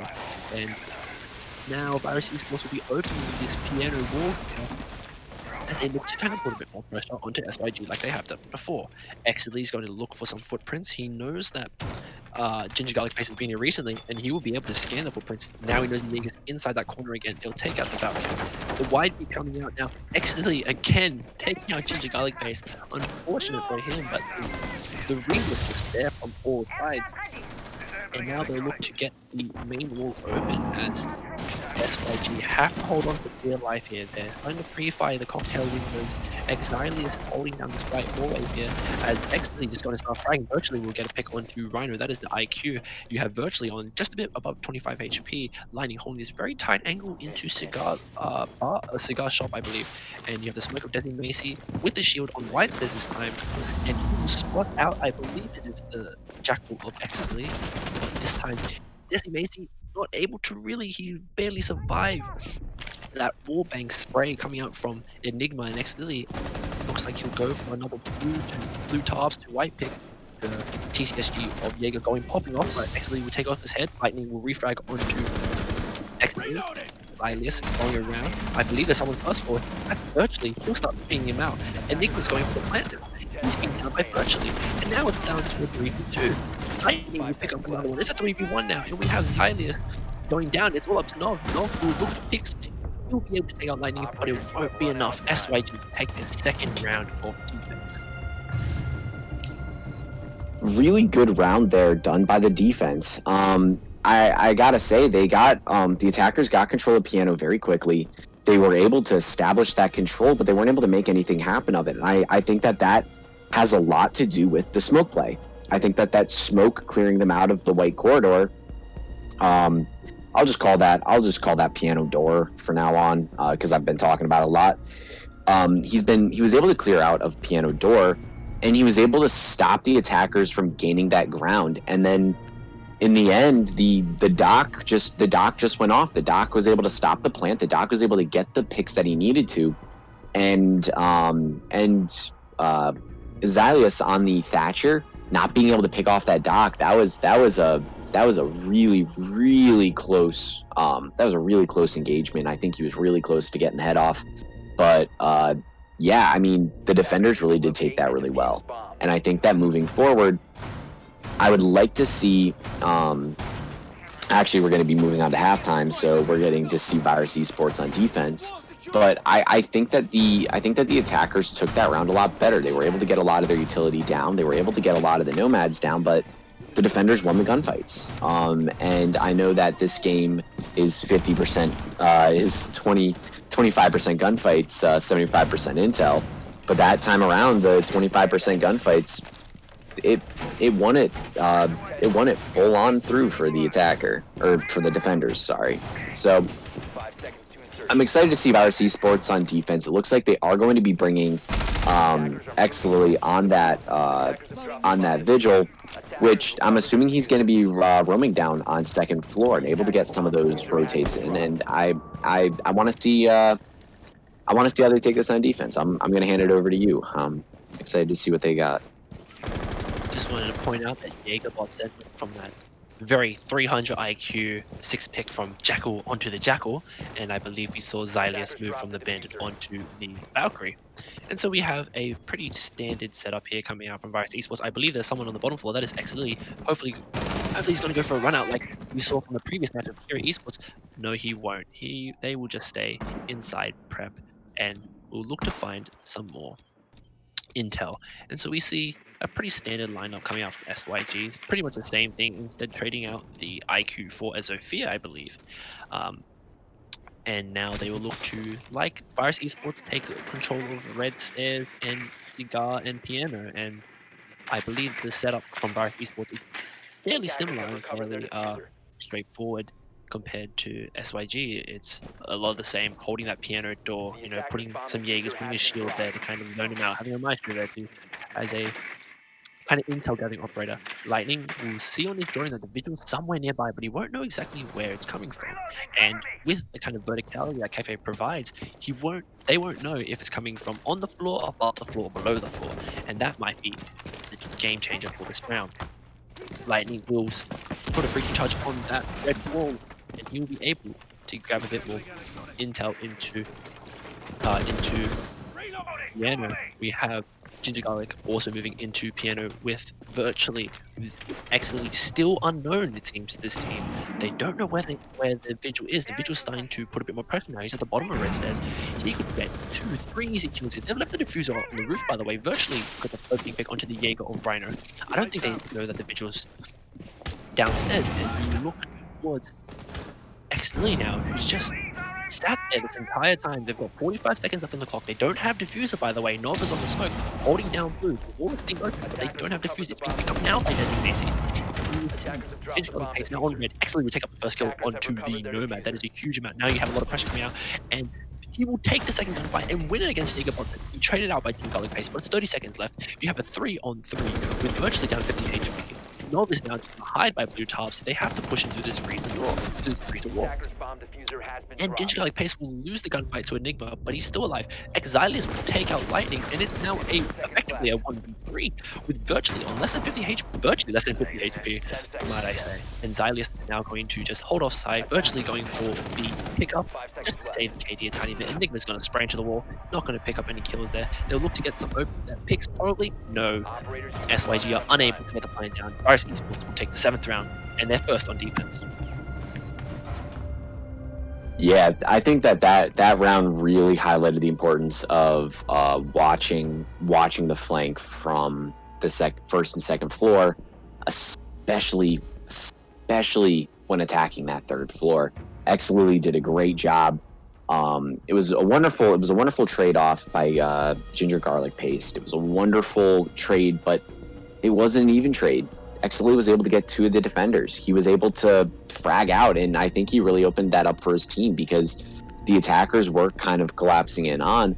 But I do have to say the attackers, and I don't want to bash the teams at all, but the attackers really looked like they got the control they wanted, but they looked like they didn't know what they wanted to do with it.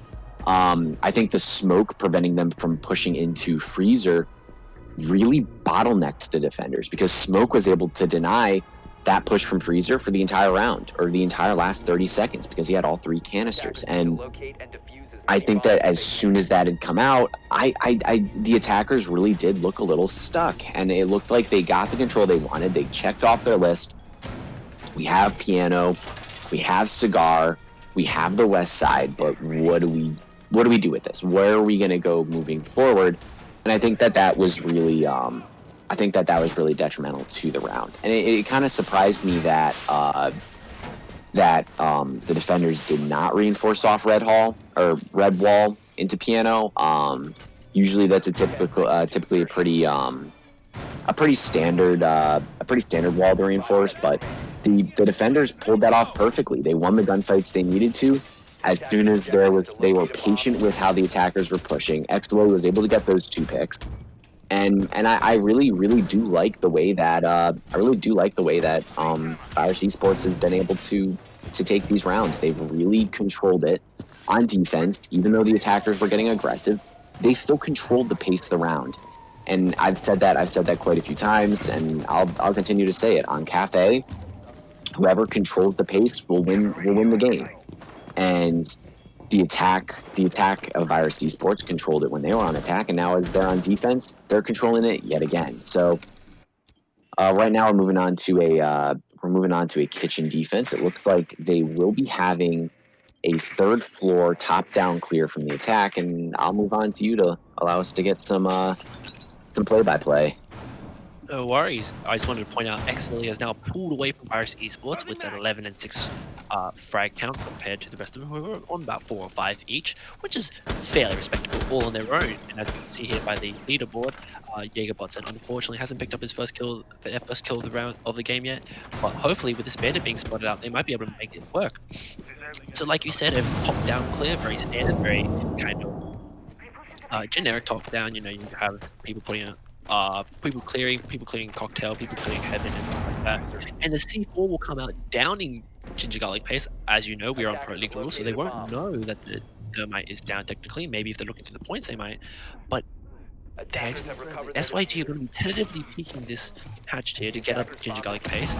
Luckily, the Thermite charge hasn't been used actually from that C4 explosion, so he'll be able to get open that hatch. And Designation probably spotting open that rotate from bakery into kitchen will now know that someone is going to probably be playing inside bakery, and they will most likely spot out Excelly. Excelly now knows that site and that rotate is probably not the clearest, and Excelly will take up the first kill onto Virtually. That is your Thatcher down. Not necessarily the worst kind of operator lose at the start, but Virtually will have been a pretty important pick. Excelly takes a bit of damage from, I believe it's Lightning or Desi Macy on that inside that train room vertical play, sorry. And Exilus will have about 25 HP. You have 75 left. C4 comes out, it misses, no damage there. Jaeger Bottom pick up his first kill onto Nov. That is your bandit down. Now you have Freezer Wall open, you have a bit more pressure you can apply.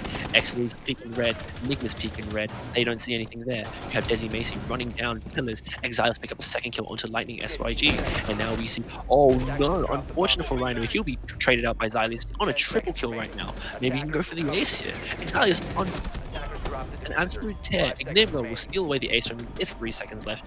There's no way that Desi Macy can move through. Enigma will pick up the second kill, and that's Virus Esports with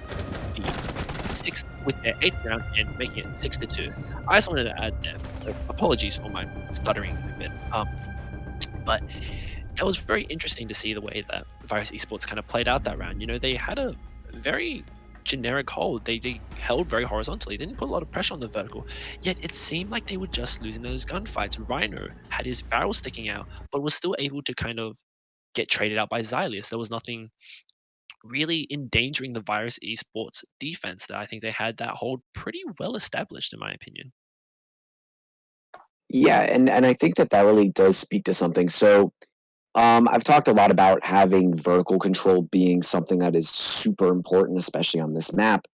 But there's something that goes along with that vertical hold. You need to have some horizontal pressure, or else it's just going to be vertical gunfights. And to be honest, the attackers weren't winning any of the vertical gunfights. Xylius came very clutch for his team winning those, and I gotta tell you, the way that the attacker, or the way that the defenders really held off that site was they did, instead of a turtle defense, everyone on site, they extended outward. They were playing into bakery, and they had to rotate from bakery into site. They had the castle barricades preventing the pushover from VIP, and they had one in coats. And the way that the attackers had really taken that site was they almost, in a sense, gave up the site. They gave up the entrances to the site and realized, look, we can win our gunfights against these guys.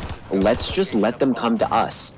And that really does go on to them controlling the pace of the round. And I think that not having a roamer on the second or third floor, I still think that you really do want to have that roamer. But, I mean, if you're winning your gunfights the way that Virus Esports is, and you're able to keep that control the way Virus Esports is, I think that they're able to get away with it. And I think that right now it's moving on to match point.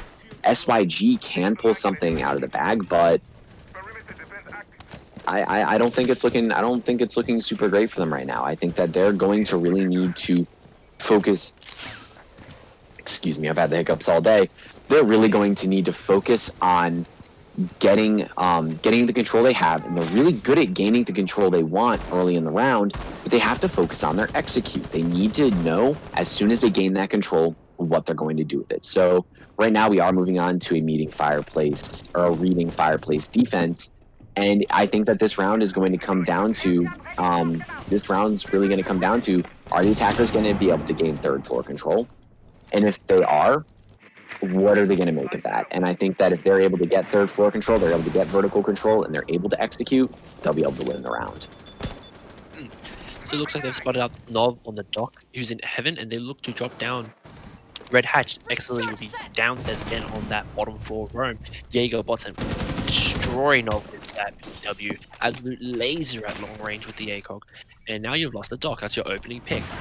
And Nov, they've been having a fairly standard game. The rush here, they're going to start pushing Octo, and looks like Rhino will take one. Desi Macy spotting him, and Lightning will get the refrag onto that. So now it is a 4v3. You've lost your Thatcher for a Jaeger and a Doc. Now that's a fairly decent trade, right? Obviously, you need a bit more manpower on defense, so I think it works in the favor of SYG. They look to be able to take this round. We have Excelly on the white stairs holding top in case anyone looks over that railing, and we have Ginger Garlic Paste looking at pillars, hopefully going to open up the wall. Lightning sees the pre-fire coming out from Enigma. He doesn't know where exactly it's coming from. They'll open up the door from pillars into reading, and now they have a lot more vertical control on the top floor site, which has got to be very scary. Ginger Garlic Paste will go down to Enigma. Enigma on 25 HP. He's going to go out and hide it. And he'll get the second kill onto Desi, effectively making this a 2v3. And the third kill coming out onto Jaeger Bots. And it's a 1v3 situation here. Excellent with steal the anti-Ginger Garden pace. It's all up to Lightning. They've been having a pretty decent game, and they will continue to have a decent game as they will take out Enigma. It's now a 1v2. Full HP on both sides. You still have 30 seconds of smoke left, and there's only 25 seconds of the round left. Excellently is going to hear him in the heaven. He's going to know that he's roughly inside there and will get the pick, giving Virus Esports the win. 7-2 on Cafe. Yeah, and that round really came down to exactly what I had said, that they were able to get the third floor control. They had the control they wanted. They didn't know what to make of it. They weren't able to get the execute down, and I really got to commend Virus Esports. I think that they played as a complete team. You didn't just see, I mean, I know X Lily came out and had 13 kills, 6 deaths, and had 3 opening frags on attack, and that really, really did help his team win. But you had all the support players playing, and you had Enigma with a big round there, Xylius with a big round before. And I think that Virus Esports, as a complete team, I'm really looking forward to seeing what they can do moving forward. I think that as a team, the synergy they have and the way that they all play off each other and play off of intel, they play as a complete team. They rotate when they need to. They hold each other's angles. They're able to trade off very well. And I think that even though X Lily was the top fragger on their team, Xylius and Enigma, as I had said at the beginning of the game, they won the game for him, and that's not to knock off the other 2 players on their team, but those 3 players, they were playing the supports and the hard breacher, and everyone knew their role. Everyone knew how everyone else was playing, and they all played into the roles perfectly. And I think that as Virus Esports was able to take that game, by no means was the other team, by no means was SYG a bad team, but I think that Virus Esports really played as a team, really didn't give any ground to SYG throughout the entire game. And the 2 rounds that they lost were 2 rounds where they were losing gunfights, but they won their gunfights, they won their picks, they had the intel, and I'm really excited to see what Virus Esports has moving forward. I have to agree with that one point. I think Virus Esports were, like you said, throughout this match, had control of the pace throughout, and they were just able to kind of push and push and push and really zone out SYG. And so that will be our matches for today. We have Virus Esports winning 7-2 against SYG Esports, and in our previous match we had Kira Esports winning against 7 Sky. So both of those teams will be moving on further in our bracket, which we might pull up very soon. But any closing thoughts out here from Pond? Yeah, I mean, I just want to say, like, I'm really, really excited to see what the teams are. I'm really excited to see how Virus Esports plays moving forward. I think that they are a very complete team, and I think that's very, very on the contrast of Team Kira. Team Kira was a lot more frag heavy. They took a lot more heads-up gunfights. They didn't necessarily go for that sort of map control, because we saw 2 matches on Cafe today, and I think that the way Team Virus played compared to the way Team Kira played, they played 2 very different styles. One was very much strat heavy, the other one was very much gunner heavy. So definitely 2 very great matches today on Cafe. I mean, Cafe is one of my favorite maps, and yeah, I think that that's everything I have for my map analysis for the day. We will be having 2 more matches tomorrow. I believe we will be having them at the same times, 8 p.m. and 10 p.m. I'm pulling up right now what the matches will be, because we did move around some of the matches today, so we are having a little bit of a shift. So I'm just taking a look right now. I believe we will be having Team Never Diamonds versus Decoy Dreams for our Group B game, and our Group A game will be Air Esports versus Bazinga. So tune in tomorrow for those games. I want to thank everybody for joining us during today's stream. It was really 2 very great matches, and we will be continuing to move on, and we will be continuing to move on to our round of 32. Thank you everyone for joining, and have a great night.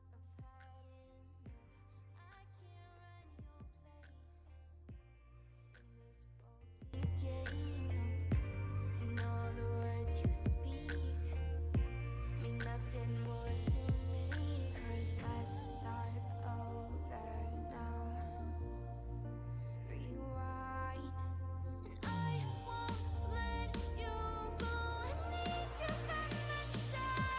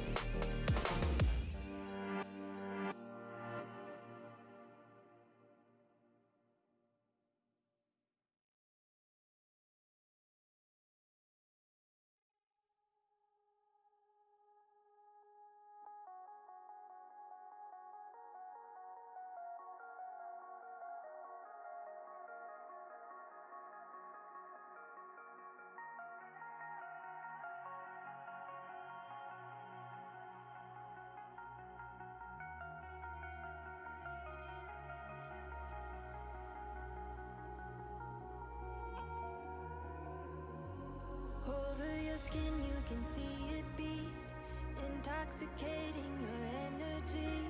First time in so long you felt the heat evaporating your bindings. Move like the sunlight, darkness can't hold you here. Bold and bright, push through the atmosphere.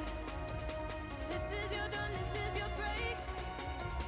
Move like the, move like the, move like the sunlight, darkness can't hold you here. Bold and bright, push through the atmosphere.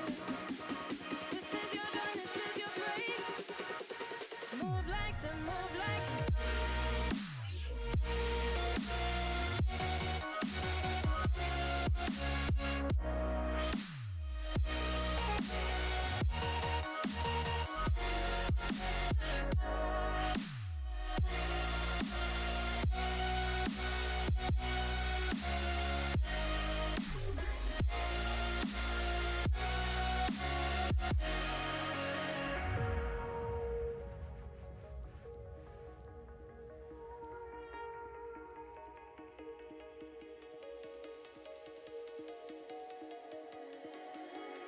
I know the sadness that cripples you.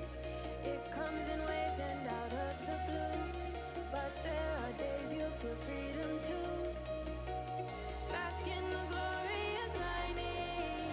Move like the sunlight, darkness can't hold you here. Bold and bright, push through the atmosphere.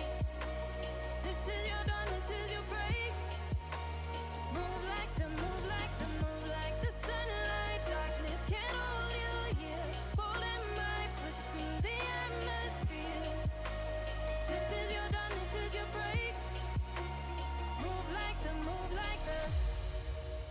Move like the, move like the. Move like the, move like the. Radiate, radiate, radiate. Gravitate, gravitate, gravitate. Innovate.